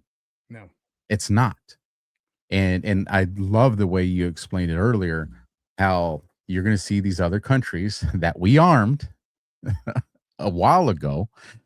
You're going to see them take the front on this, and you're going to slowly see us back out as supplement. And hey, don't mess with these guys because we're right here if we need to be. And you're going to see them take over. Now with that, you're going to see the anti-Trump, anti-MAGA people that are going to say, well, now look at this disturbance in the Middle East and it's all Trump's fault. They will try to sell that narrative. But what you're going to see is the collaboration of Middle East countries to bring, calmness to that region. And that, I want to go to, let me shift here because that's important. And I do remember the thought that I wanted to bring when you were talking about this before it leaves me. Damn it, it's leaving me. Shit. It'll come back to me. I got like so many damn thoughts coming through my head and I'm trying to hang on to them. It had to do with China. And God, it just left me. It'll come back. It's doing the yo-yo thing with me. It'll come back. So I'll give it to you if you got something to say while I struggle with my old man memory now. Well, one of the things I'll say is there was a few different things of exotic technology that we saw. Israel utilized the first laser defense shield, and it was successful. I saw in a few occurrences. Vessels in and around the Persian Gulf were experiencing GPS distortions. But other than that, we haven't really seen any crazy technology used. One of the things I will also mention, and this is a clear indication when someone is losing, is there's massive propaganda being pushed by Russia Times, and by Iran, claiming they killed 543 Americans, claiming they killed high-ranking military generals, claiming that they, launched a barrage of missiles on the Abraham Lincoln, all of this stuff. It's all nonsense. But I want people to understand that information is not for you and me. That information is for Iranians in Iran, who they're controlling the media for, because they need their support in order to move forth. And the thing is they don't have it. This is the rising tide that's occurring right now in Iran. There is a massive uprising occurring in Iran. We talked about this multiple different times. And you have various different Kurdish groups that are on the Iraqi border that are willing to go in. You have I know I don't like these people as much as you do, but you have the Mossad that is operating inside Iran. Did you hear that how they confirmed Khomeini's death? I did not. So a Mossad agent took a picture of Khomeini in the rubble and texted it to Israel. Now, I want people to understand that a Mossad agent was right there inside the facility right after the bombs went off, right next to Khomeini's body, taking a selfie and confirming everybody died. That's how Israel knew. With understanding that is how infiltrated Iran is. It's bad. Now, here's the thing, is Iran claims that they have infiltrated the Mossad in Israel. Show me. Show me any high important people in Israel that are being assassinated or killed. It's not happening. But it is happening inside Iran, which shows you that this sustainment of war can't last for them.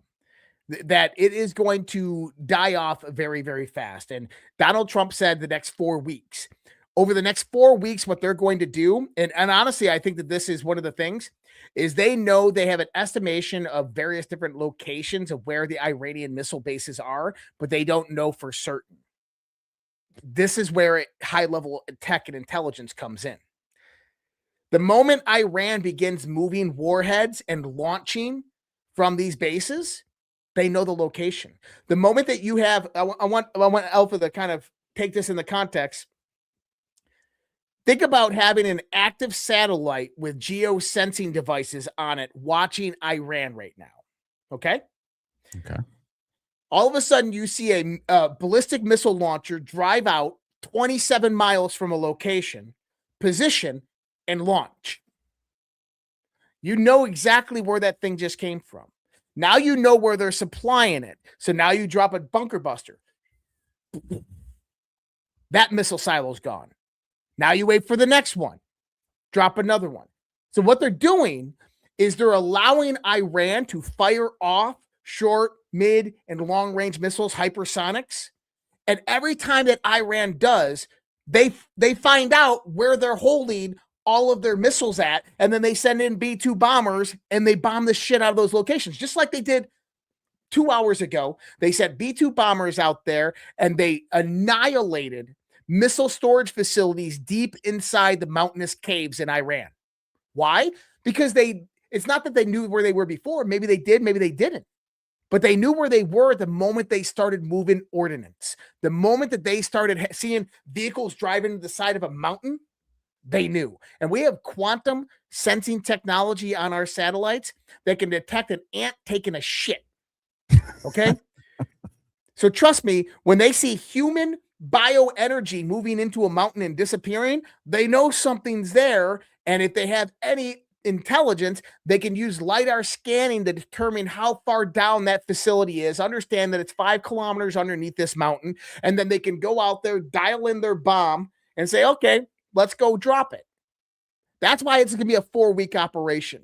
Because you go back to last Sunday, or not last Sunday, was it Tuesday, when we talked about Iran, the possibility, and I'm definitely, it was last Sunday on Q After Hours, I said, I don't think Donald Trump's actually going to strike Iran, because I think diplomacy is the best route. But if he does, what did we say? They're going to be strategic precision strikes, and they're going to take out Khomeini and the mullahs. Why? Because if they don't, now you're going to have a larger regional war. This is exactly what we said last week. So now they've taken out Khomeini.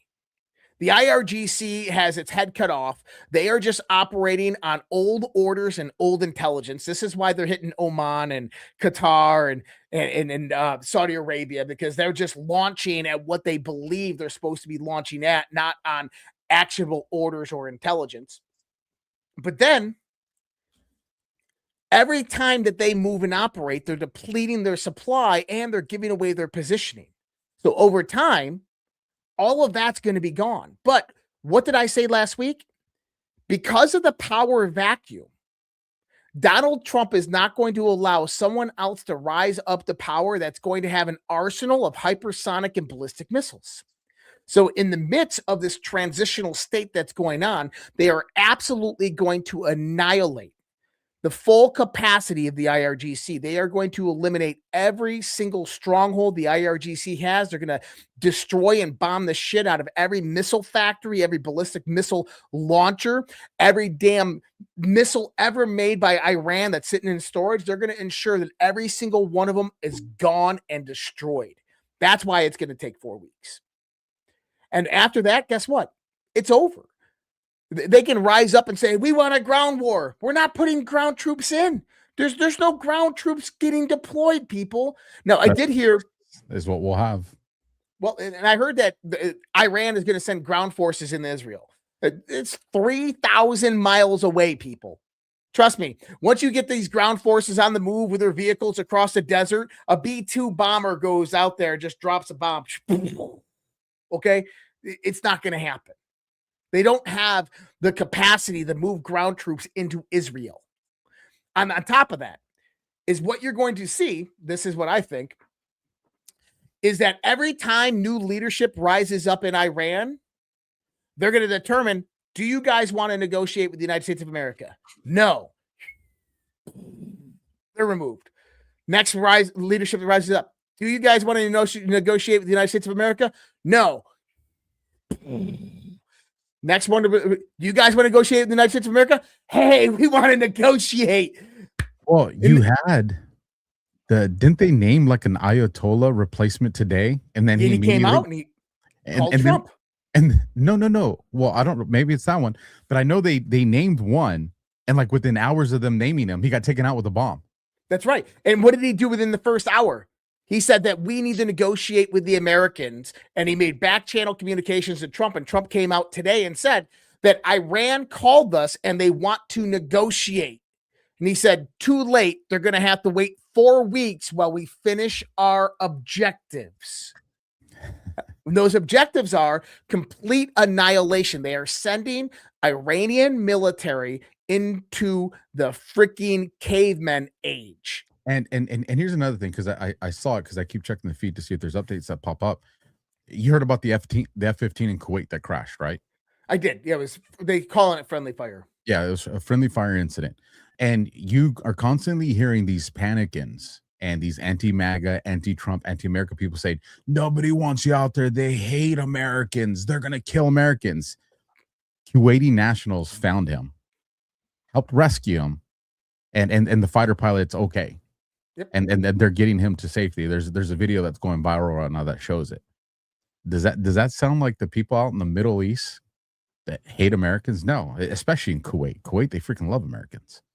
Mm-hmm. So just don't fall for that rhetoric and propaganda that's being put out there by these people. I did remember the question I want to ask while you're talking about it. I wrote it down this time so I wouldn't forget, because multitasking. I'm glad, because I was really curious what it was. So here's what it is. And I don't know, some people may get this controversial, and I'm definitely going to get accused for getting paid $7,000 on this one. I got accused earlier.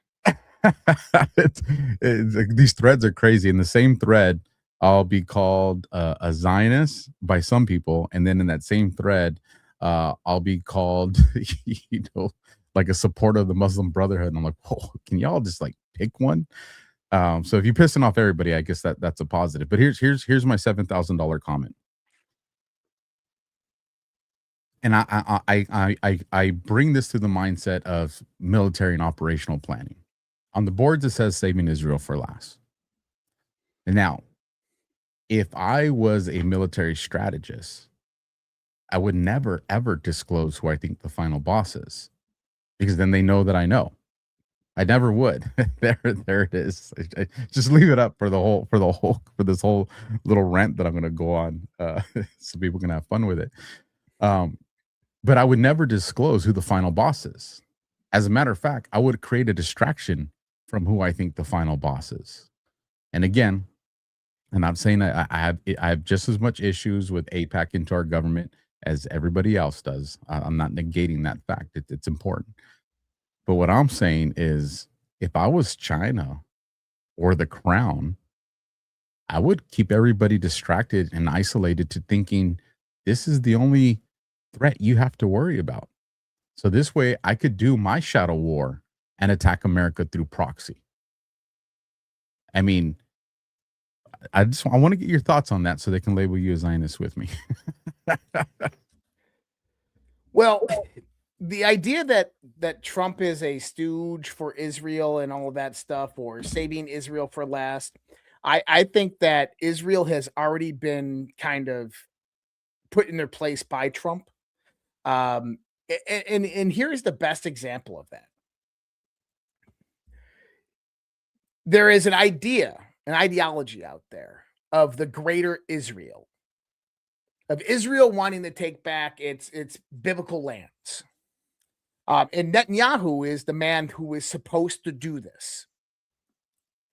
Now, what happened in Gaza, we know that Netanyahu most likely gave a stand down order for that 6 hours. Charlie Kirk even talked about this, right? That event was allowed to happen so that they could go in. And they made what? A Gaza a parking lot. And what was Israel wanting to do? Israel was going to eventually go in there, dismantle Hamas, and then take it all over for themselves. Just like they've done since the 1940s, slowly move and incur on more and more land until they take over the greater Israel territory. That would include Gaza and the West Bank and parts of Jordan. With Donald Trump coming in and negotiating peace for the Palestinians in the context of the Board of Peace and what's happening in Gaza, there is now not a two-state solution, but a three-state solution, which is absolutely the direct opposite of what Bibi Netanyahu wanted. Okay? Which means that Palestinians are going to have their own state that is going to be modernized and westernized, and it's going to be built up, and no Israeli bombs are going to drop inside there. The same thing with the West Bank. Okay? That is in exact opposition of what Netanyahu wanted. Now, how did that happen? Donald Trump is the reason that happened. It didn't happen because Israel's in control of Donald Trump. It happened because Donald Trump's in control of Israel.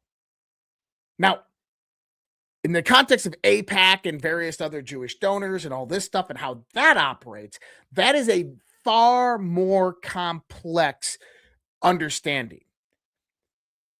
When we say that, like, there is saving Israel for last, my thoughts on it are that there are some very, very powerful people in this world that don't have a country or a nation.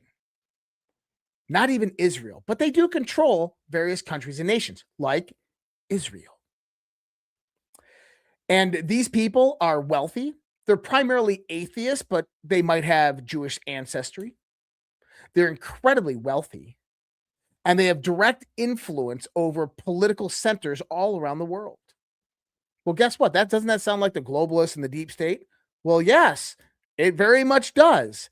And their ideologies and philosophies are not aligned with yours and mine. But the understanding here is, I think when he says save Israel for last, it's what we believe to be Israel, what was actually controlling Israel, is what's being saved for last. It is the hidden hand that has moved the board along through proxy with nations and intelligence assets around the world that we believed was, oh my God, it was Noriega. Oh my God, it was Maduro. Oh my God, it was Castro. Oh no, it's Putin or Zelensky. No, there is a hidden hand above all of that. And once you begin to see and understand that, you realize that the world is a completely different place than you thought it was in the context of power. I call it the multi-headed hydra. Is you have various different heads. Each head has its own faction and its own ideology, and that they align together towards power brokers. But that hydra has a hand up its ass that moves it, that operates where it goes and how it operates.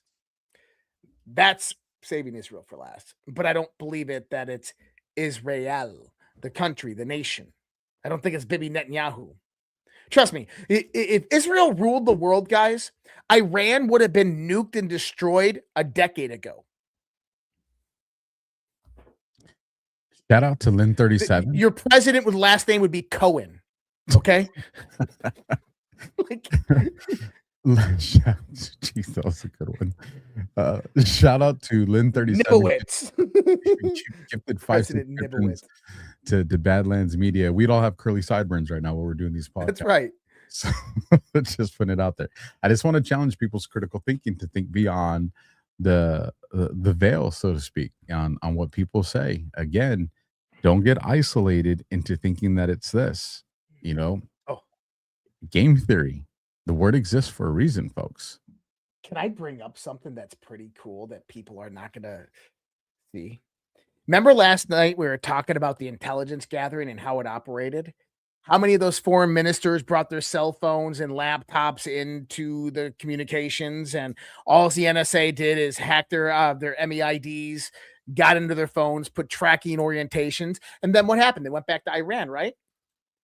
What happened about a month ago in Iran? Massive protests, right? Right. What was smuggled into Iran? We're going to go into smuggled in or smuggled out? What did the United States, Trump and the United States, smuggle into Iran? Do you remember hearing the story? I'm trying to think. Let me help you. Starlink. Remember the internet was out throughout all of Iran and they smuggled Starlink in? So think about all the Starlink connections throughout Iran that are now node points in a mesh network tracking cell phones and Ethernet connections within those assets of those foreign ministers as they go back. And then extrapolating the pings from the cell phones and then tracking those as well. Jeez. There was a reason why that color revolution rose up, that it went, and then started to die off.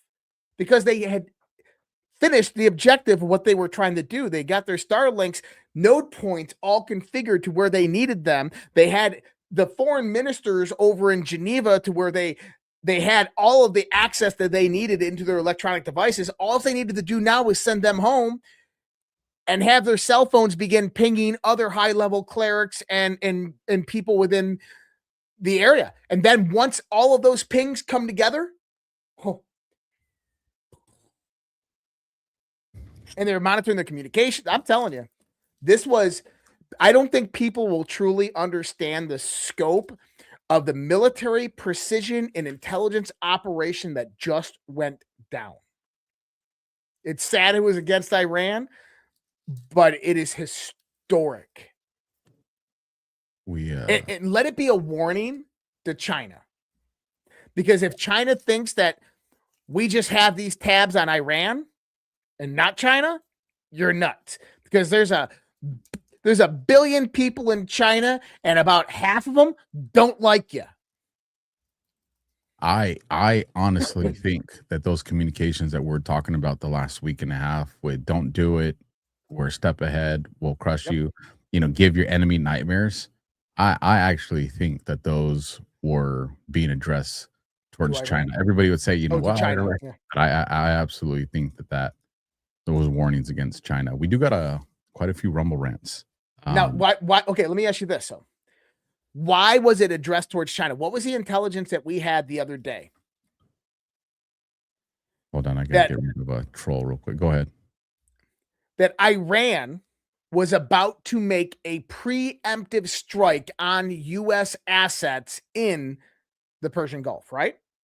That is the intelligence that Trump was working off of, whether people know this or not, that there was a preemptive strike that was being planned by Iran to strike the Abraham Lincoln, various U.S. naval assets, and all the military bases that they're already striking. They put a video out about it. Right. Now, let me ask you this. Why would that have been in China's best interest? Because that's one less target that they have to deal with. One less target they have to deal with. It takes a severe blow to the United States of America. But not only that, it stops the United States of America's progression to dismantling China's energy infrastructure and being a direct threat to Iran. Now, remember, Trump, we put an armada in there. And if Iran had preemptively struck them and did massive damage to our Navy at that point in time, we would have been a hurt dog. That would have been a great time for China to take Taiwan or do something else. You also would have disrupted the court of public opinion that does support President Trump. That would have been a massive blow to morale right there. Yep. And that would have been a great time for China to launch their attack, because that's what Trump is doing. He's battling China on the energy and resource war, and Iran is one of the last bastions, one of the last columns that is standing for China. And so the "don't do it" was a message, I agree with you, to China, as in, if Iran strikes us, we are coming after you. But here's the thing, is they struck Iran first, because I think it was supposed to happen, and China was ready. I think China was absolutely ready for it, and that China was probably going to make their move. Because remember, I told you this back in January. China has to make a move. After Venezuela, China has to make a move at some point in time, and this could end up in kinetic warfare. But now, since Trump took the idea of attack away from China, from Iran, China has to sit back and watch this unfold. And in the process, they lose Iran. That's huge. That's going to force them into, and that's why I said that is going to force. They're not going to quit. They're not going to surrender. I think Trump is depleting them as a deterrent to, like, don't take this military, because if you do, the end is we will take losses, but you are going to take more and you will lose. Yep. And I think he is going to try to use this and use the economy, this kind of what you've talked about, and Ghost has talked about it a lot as well, to try to use this mutual destruction as a form of let's get along, because the alternative destroys all of us. Yeah. Well, and then again, I don't think China believed that Trump would have pulled the trigger on a preemptive strike against Iran, because that takes some balls, because now he's got the whole fucking country saying, oh, you're owned by Israel, right? That's a bad look for him. But if he understood that if he didn't, U.S. assets would have been targeted by Iran, and then China, in the midst of us being weak, would have progressed. They would have easily have captured the flag. I bet you, and I don't know about this for sure, I bet you China was waiting on Iran, gave orders to Iran to strike U.S. naval assets and U.S. bases throughout the Middle East. Exactly kind of what they're doing right now, but in a stronger sense of capacity with all their leadership intact. And then once that happens and the U.S. responds and begins to move their people in, China attacks us, takes Taiwan, or attacks us. And activates all the cells that are inside this country, the leftovers. That's right. And that's what this was all about. I think that is exactly what it is, man. You are not wrong. All right, I got this ready for the Rumble rants. Actually, let's do our second to the last ad, and then we'll do this. If you guys haven't seen this one, this will probably go down as one of my favorites. I don't know if you've seen it, Josh, but this shit is funny, bro. We'll be back in just a moment. Legend says, on St. Patrick's Day, a beard without oil is just a chin with ambition. But a beard with soft disclosure beard oil, that's true treasure. Spiced vanilla, naked, smooth as a leprechaun's getaway plan. Soft enough to impress your barber, bold enough to confuse a baby goat. And this boar bristle brush tames your beard like it holds the crown coin. Every bottle is American made, which means when you buy Soft Disclosure, you're supporting 6 American small businesses. That's not luck, that's capitalism with cheekbones. And while you're at it, try our mint green deodorant, because even legends need fresh pits. Soft Disclosure, go for gold. Visit softdisclosure.com and use promo code TINYBRIGHT for 15% off. These statements have not been evaluated by the FDA. Promo code does not apply to bundle discounts.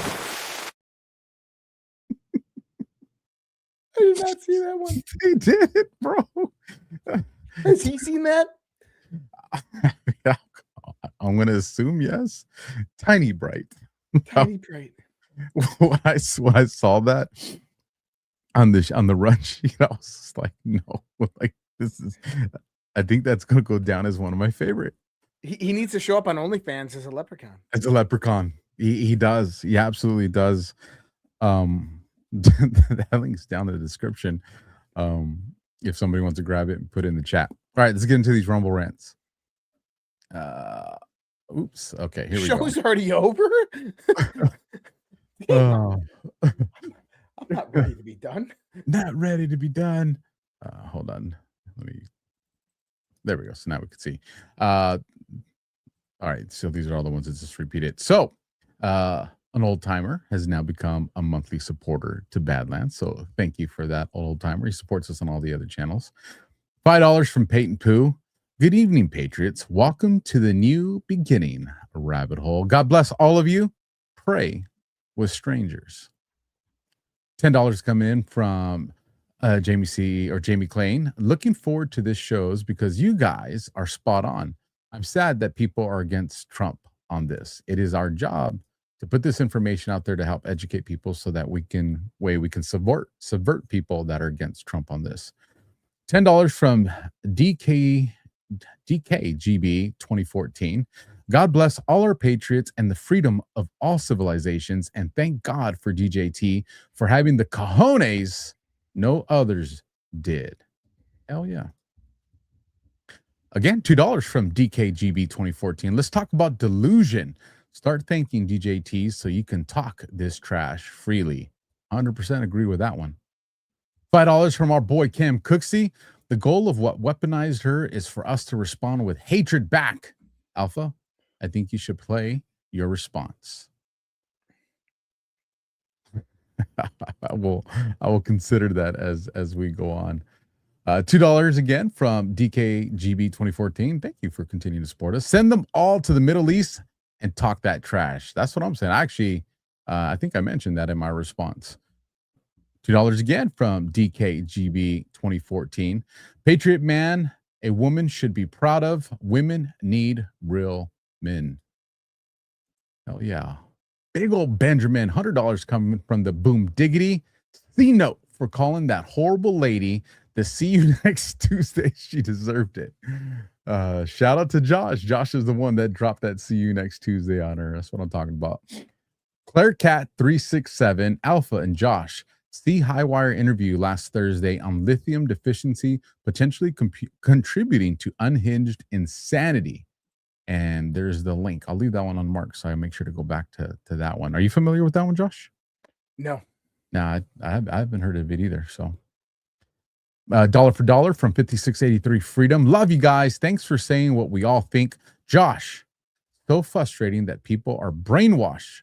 Will mainstream media ever tell the truth? They have been lately. That not consistently, but they have been acknowledging and making some factual statements. Pay attention to that, folks. $2 again from DKGB 2014. This is all about China and Russia. Absolutely. And I did see, let me address this real quick. And I don't know if you'll want to add something to this, Josh, because I did see it it might have been somebody in the YouTube chat, that China's good. Understand that, and they're referencing the sovereign alliance. We do subscribe to the idea of a sovereign alliance. Just understand that there is a deep state within China, the CCP. The CCP is not on our side.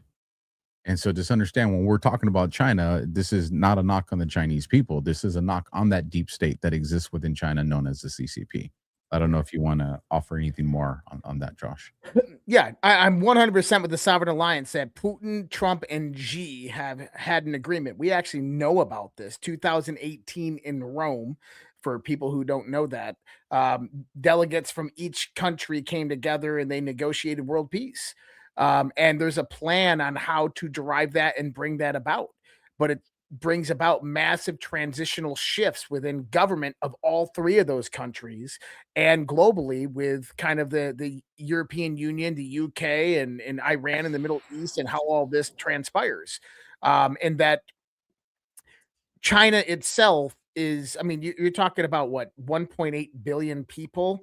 The CCP is one of the most massive governments on the planet. There's immense power. There's the CCP elders, which control a lot of what happens in China and business and in politics and within the PLA. So you have to take all that into account when you're seeing moves being made, that not everything that Xi Jinping does has to be in the best interest of the Sovereign Alliance. He has to be in the best interest of things that won't get him killed by the elders in the CCP. Same thing with other leaders around the world. Thank you for that. Dollar for dollar from DKGB 2014. Oil and mineral control. We definitely talked about that, especially. Dollar for dollar, Duffy's Tavern. The most terrifying force of death comes from the hands of men who wanted to be left alone. They try so very hard to mind their own business and provide for themselves and those they love. Yeah, agree with that. Again, dollar for dollar, Duffy's Tavern. They resist every impulse to fight back, knowing the forced and permanent change of life that will come from it. They know that the moment they fight back, their lives as they have lived them are over. You're not wrong about that. Continuing, Duffy's Tavern. The moment the men who wanted to be left alone are forced to fight back, it is a form of suicide. They are literally killing off who they used to be, which is why when forced to take up violence, looks like it's continuing, these men who wanted to be left alone fight with unholy vengeance against those who murdered their former lives. They fight with raw hate and a drive that cannot be fathomed by those who are merely play acting as politics and terror. True terror will arrive at these people's door, and they will cry, scream, and beg for mercy, but it will fall upon the deaf ears of men who just wanted to be left alone. Alexander Lolitschian was my best attempt at getting that last name correct. $1 for dollar from Arnie Connor. My wife and I love you both, Alpha and Josh. Thank you, President Trump. Not sure why it only lets me donate $1.69 AU from Crooked Brook, Western Australia. You guys are battling out there. You know, got quite a few Aussies that send me info and stuff, and you guys got a fight on your hands. At Duffy's Tavern again, the most terrifying force of death comes from the hands of men who want to be left alone. They try so very hard to mind their own business and provide themselves and those they love. And it looks like that might have been a repeat from earlier, and that's okay. $1 for dollar ZBM. Speaking of white hats, Alpha, you told me what to research when I asked if the Duke was outline Hollywood figure, and my research came up with nothing. I'm terrible with the web, but can you say something of what you found on John Wayne? I gotta know. Love you guys. Watching from God's country, Idaho. Okay, I'll give you a hint, ZBM, and then maybe we can talk about this on a future Overwatch and the Guardian. Go to the devil's Google, or even use AI and say, when was the very first time white hat was utilized? And this is how you're going to know if you're going down the right pathway, ZBM. Okay, it should take you into silent movies. And if you get into silent films and silent movies, you're on the right track of that ZBM. And then as you continue down that track, it's going to lead you to a friendship with one of the oldest Kennedys that not a lot of people talk about. So that's the hint that I will give you, ZBM, when it comes to the term white hat. Anybody else that wants to go down that very interesting path of research. But I think that would be a cool conversation and give me time to get some movie clips for you guys on Overwatch and the Guardian. And if you don't know, that's on Thursday nights at 11 p.m. Eastern with me and Josh. $1 for dollar from Neo Tribal. Want to make sure Annie Connor and his wife are aware that we have a Badlands Down Under group on Telegram. Please apply by filling the form on the Badlands website. Badass. Badlands Down Under. I like that. That's pretty dope. $1 from Duffy's Tavern. In the end, we are cannon fodder for God. We work with the value he gave us every day. Run the race, fight the fight, speak the truth. Definitely. $5 from Victoria OB. Not sure if it's related to what's going on, but Alpha Warrior Show in me South 1, or maybe AWS in me South 1 in Bahrain has been down for about an hour. So, okay, I saw AWS and I thought Alpha Warrior Shows. I'm thinking they're Amazon Web Servers is, I think, what they're talking about here, given the context here. No, I think that they're talking about AWS. Yeah, so AWS, Amazon Web Services, was actually one of their servers were struck in Bahrain. And we just saw this today, just happened right now. Iranian missile strikes the U.S. base in Bahrain. So U.S. base in Bahrain was just struck by Iranian missiles just moments ago. Well, I saw AWS and I thought of myself, folks. The Alpha Warrior Show, man. That's what came to mind. So damn it, I have to have the same initials as AWS. $1 from Frank 060. Josh Alpha. Promethean Action has stated that the city of London is the problem, and President Trump realized the problem since 2016. What do you see as a movement against them? So I love Promethean Action and what they do. I'm in agreement with about 90% of their kind of the complexity of the infrastructure or what they're talking about. Although you have to understand that there are other actors and other hands at play. I don't look at it as an extension of the British Empire. I look at it as an independent kind of organization of international crime that is operating here, and they utilize nation states at their own whim. So I love what they're doing, but yeah, what do you see the movement against them? It's already been done. It's already in place. The only movement that you're going to do against the London banking cartel is economic, and that's been already set into the motion by President Trump. And resource domination and control of supply chains and ports and everything that we've been talking about is key and clutch to all of that. Boom. Love it. $5 from Jen Hud. Do you guys think the Shah will be the next leader? I read he was also a puppet for the deep state, so we don't want him, correct? Who hell will the Iran people pick their next leader? You're going to see the Iranian government change, folks. You're not going to see an Ayatollah in the future. Well, no, she's talking about the Crown Prince of Persia, Reza Pahlavi, the son of the Shah. Trump already dissed him, though. Well, right, and no, he's not going to rise up as the leader, and he's not going to be anywhere near that leadership. He's a Mossad and British intelligence puppet. It's so think about him in the same context of what happened with Mashada from Venezuela. I 100% agree with that. But I also want people to understand that you're not going to see an Ayatollah in the next 10 years in Iran. Sooner than that, the theocracy is done. They are ensuring that everybody who rises up as a supreme leader is going to be bombed. That is exactly what we're seeing right now. They are trying to give the Iranian people the capability to rise up themselves and take back their government and establish the Iranian Republic back to what it was meant to be. They don't want a theocracy. They don't want a monarchy. They want a republic.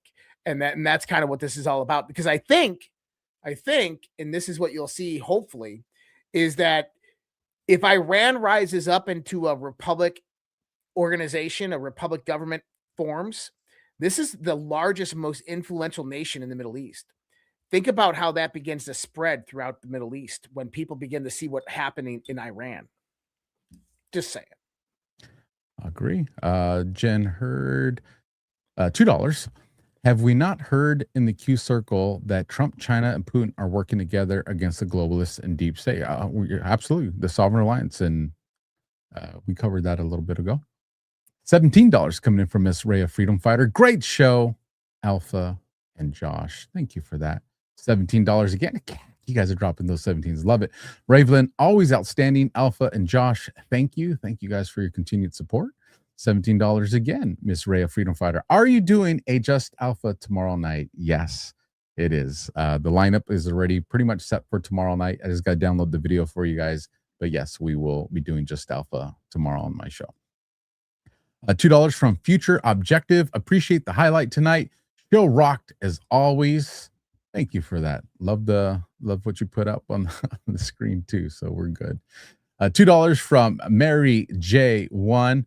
What do you think Russia's role or play in all this is? It's the third part of the Sovereign Alliance. Well, and I shouldn't say third part, because the Sovereign Alliance, we're going to realize is a lot bigger than just three nations.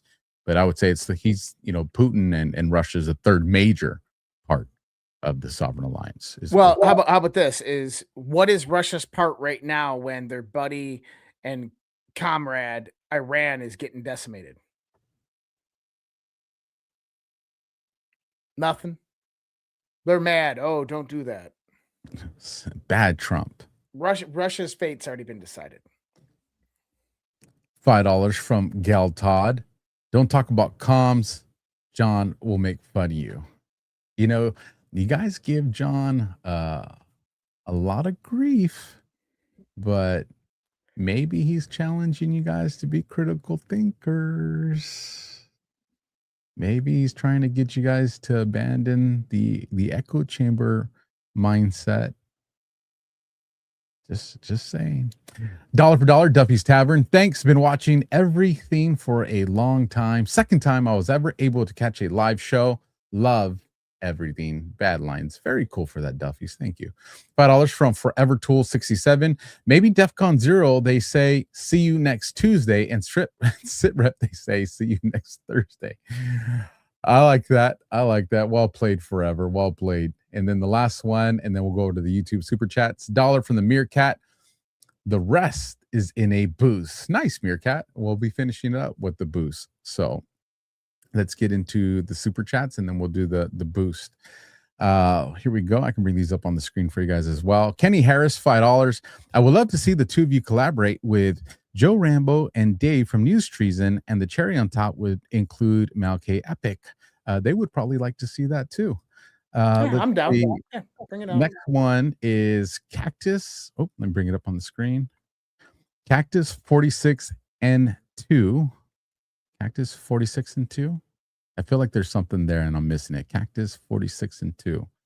Hey, $20. You don't know what 46 and 2 is? No. You're not a Tool fan? A Tool? The band Tool?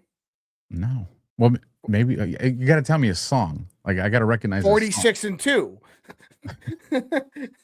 Give me some lyrics, man. Give me a little hum or something. I know you got some skills on you. We can't play it because YouTube will take us down. I will play it after. All right. He's going to educate me on that afterwards. Add this to the swear jar, lads. You got me in trouble over there, Cactus, because I didn't know this. Let's see. Next one coming in from Demaseball. I think you're crazy, but totally respect you both for sharing that. Right on. Fair enough. Fair enough. Let's see. $5 coming from That6057. A Facebook post says that Trump was the first president ever to bomb 8 countries in a year. That is not true, is it? Thank you for all you do. Let's see. We have Iran. We have Venezuela. We have, who else has he bombed? Yemen. So there'd be 3. Who am I missing? What other country am I missing that he actually bombed? This administration? Yeah, well, I mean by Nigeria? This Nigerian rebels, yeah. Nigeria would be 4. Did we That's it. That's really it. Iran, Nigerian rebels, nothing in Afghanistan. Syria, there's a few bombs in Syria. Yemen and the Houthis. Yeah, we said Yemen, so Syria would be 5. Okay. Yeah.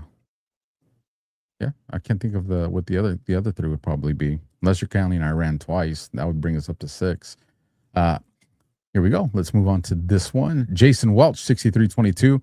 Ever think that the information we received as Q was done by military AI, or that AI had programming to save humanity? #Vision, #Ultron, #Q. Absolutely. I think AI is involved. And I think you do too, right, Josh? $10 coming in from Annie Oakley, 5821. You both together are my hubby's and mine's favorite. Josh, my hubby is from Knife River, my Minnesota sailor. We're both retired now. Oh, love cool. you guys. Thank you. And I hope you guys are enjoying their retirement. You guys deserve it. Long, hard work, nice and easy lives afterwards.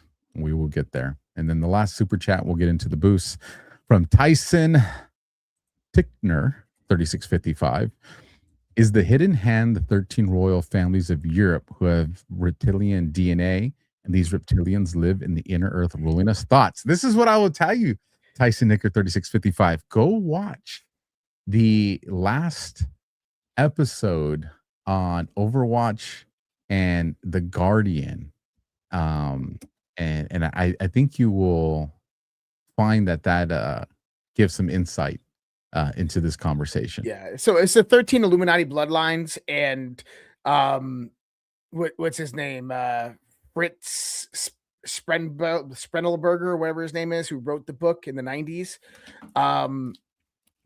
There's another book out there. There's another book and video out there by Dr. John Coleman, who's former MI6 and CIA, called The Committee of 300, which goes into a lot of the black nobility.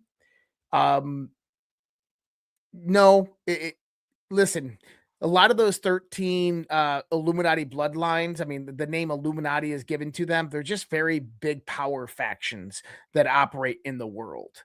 And they've intertwined their families for a very long time. Like, how about this? One of the largest and most wealthiest families on the planet pre-World War I was known as the Sassoon family. You ever heard of the Sassoon family? I have. Not Vidal Sassoon. The Sassoons. They are the ones who basically brought the heroin trade to China, the opium to China. And that's where they made their money. Nobody hears of them today because their family is basically gone after the Chinese Communist Revolution was over. But what you didn't see was that their family actually integrated into other families. It was absorbed primarily by one family, the Rothschilds. So the Rothschild-Sassoon family. Now, the Sassoons had massive amounts of investments in one Asian country, Hong Kong. Remember, the British controlled Hong Kong all the way up until they gave it back a few years ago. Well, they still control it through the banking dynasties, Sassoon, Rothschild.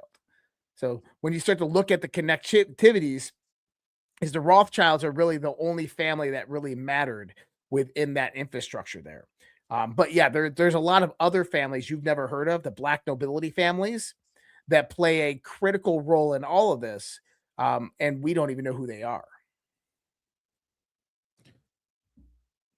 And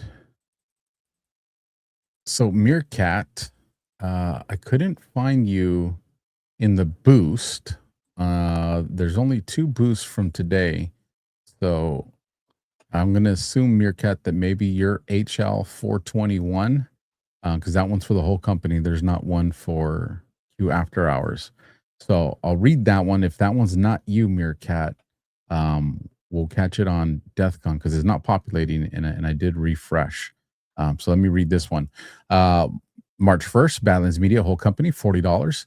Been watching and chatting when I can for a long time. Internet has gone to shit, and so has Rumble. Have to buffer now, no chatting. Black pilled as fuck nowadays.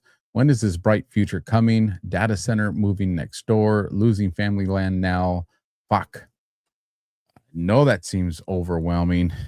Well, I know this was working a few years ago. I don't know if it still does. I haven't gone to check. But I do know that the Brave browser, when watching Rumble, a lot of people do report that aside from that having to deal with ads, that there doesn't seem to be a lot of glitching and buffering issues with that. So, maybe give that a shot, and get involved locally with your community. Find like-minded people like yourself that are not okay with things that are moving into your community, and start a coalition. You guys have the numbers, and just know that there are some other things that are being worked out right now to empower all of us that you guys will start hearing about here, hopefully pretty soon, on how we can utilize the concept of protests without physical protests to get our voices heard in a completely legal way, but very effective way as well. So there are some people that are formulating some things to help us out, for those that are dealing with these individual issues as well. So that covers everything, Josh. Unless you have a video for us on the way out, I will just remind everybody, GART, Tennessee, Nashville. This is coming April 9th and 12th. Get your tickets now. If you know you can't make it, then get that virtual online ticket right now. You can get it at a discounted price right now, which is, let me get the numbers for you guys. Doesn't give me the early bird price. Just know that if you wait until after March 15th, that $40 kicks in. So you can get it for cheaper than $40 right now. So go get that virtual ticket right now if you know you're not going to be able to make it. And that's going to be at balancemedia.tv/events. So with that, Josh, do we have something on the way out? I can't play 46 and 2. What do we have in the media assets? Well, you can. No, it's okay. We'll say goodnight to YouTube, and then we can let everybody else hear. So if you're on YouTube and you want to see 46 and 2, you gotta jump over here on Rumble, because we're gonna have to say goodnight to everybody on YouTube so we don't get a strike over there. All right. Goodbye, so YouTube. Much love, respect. God bless. Take care. We'll catch you guys next time.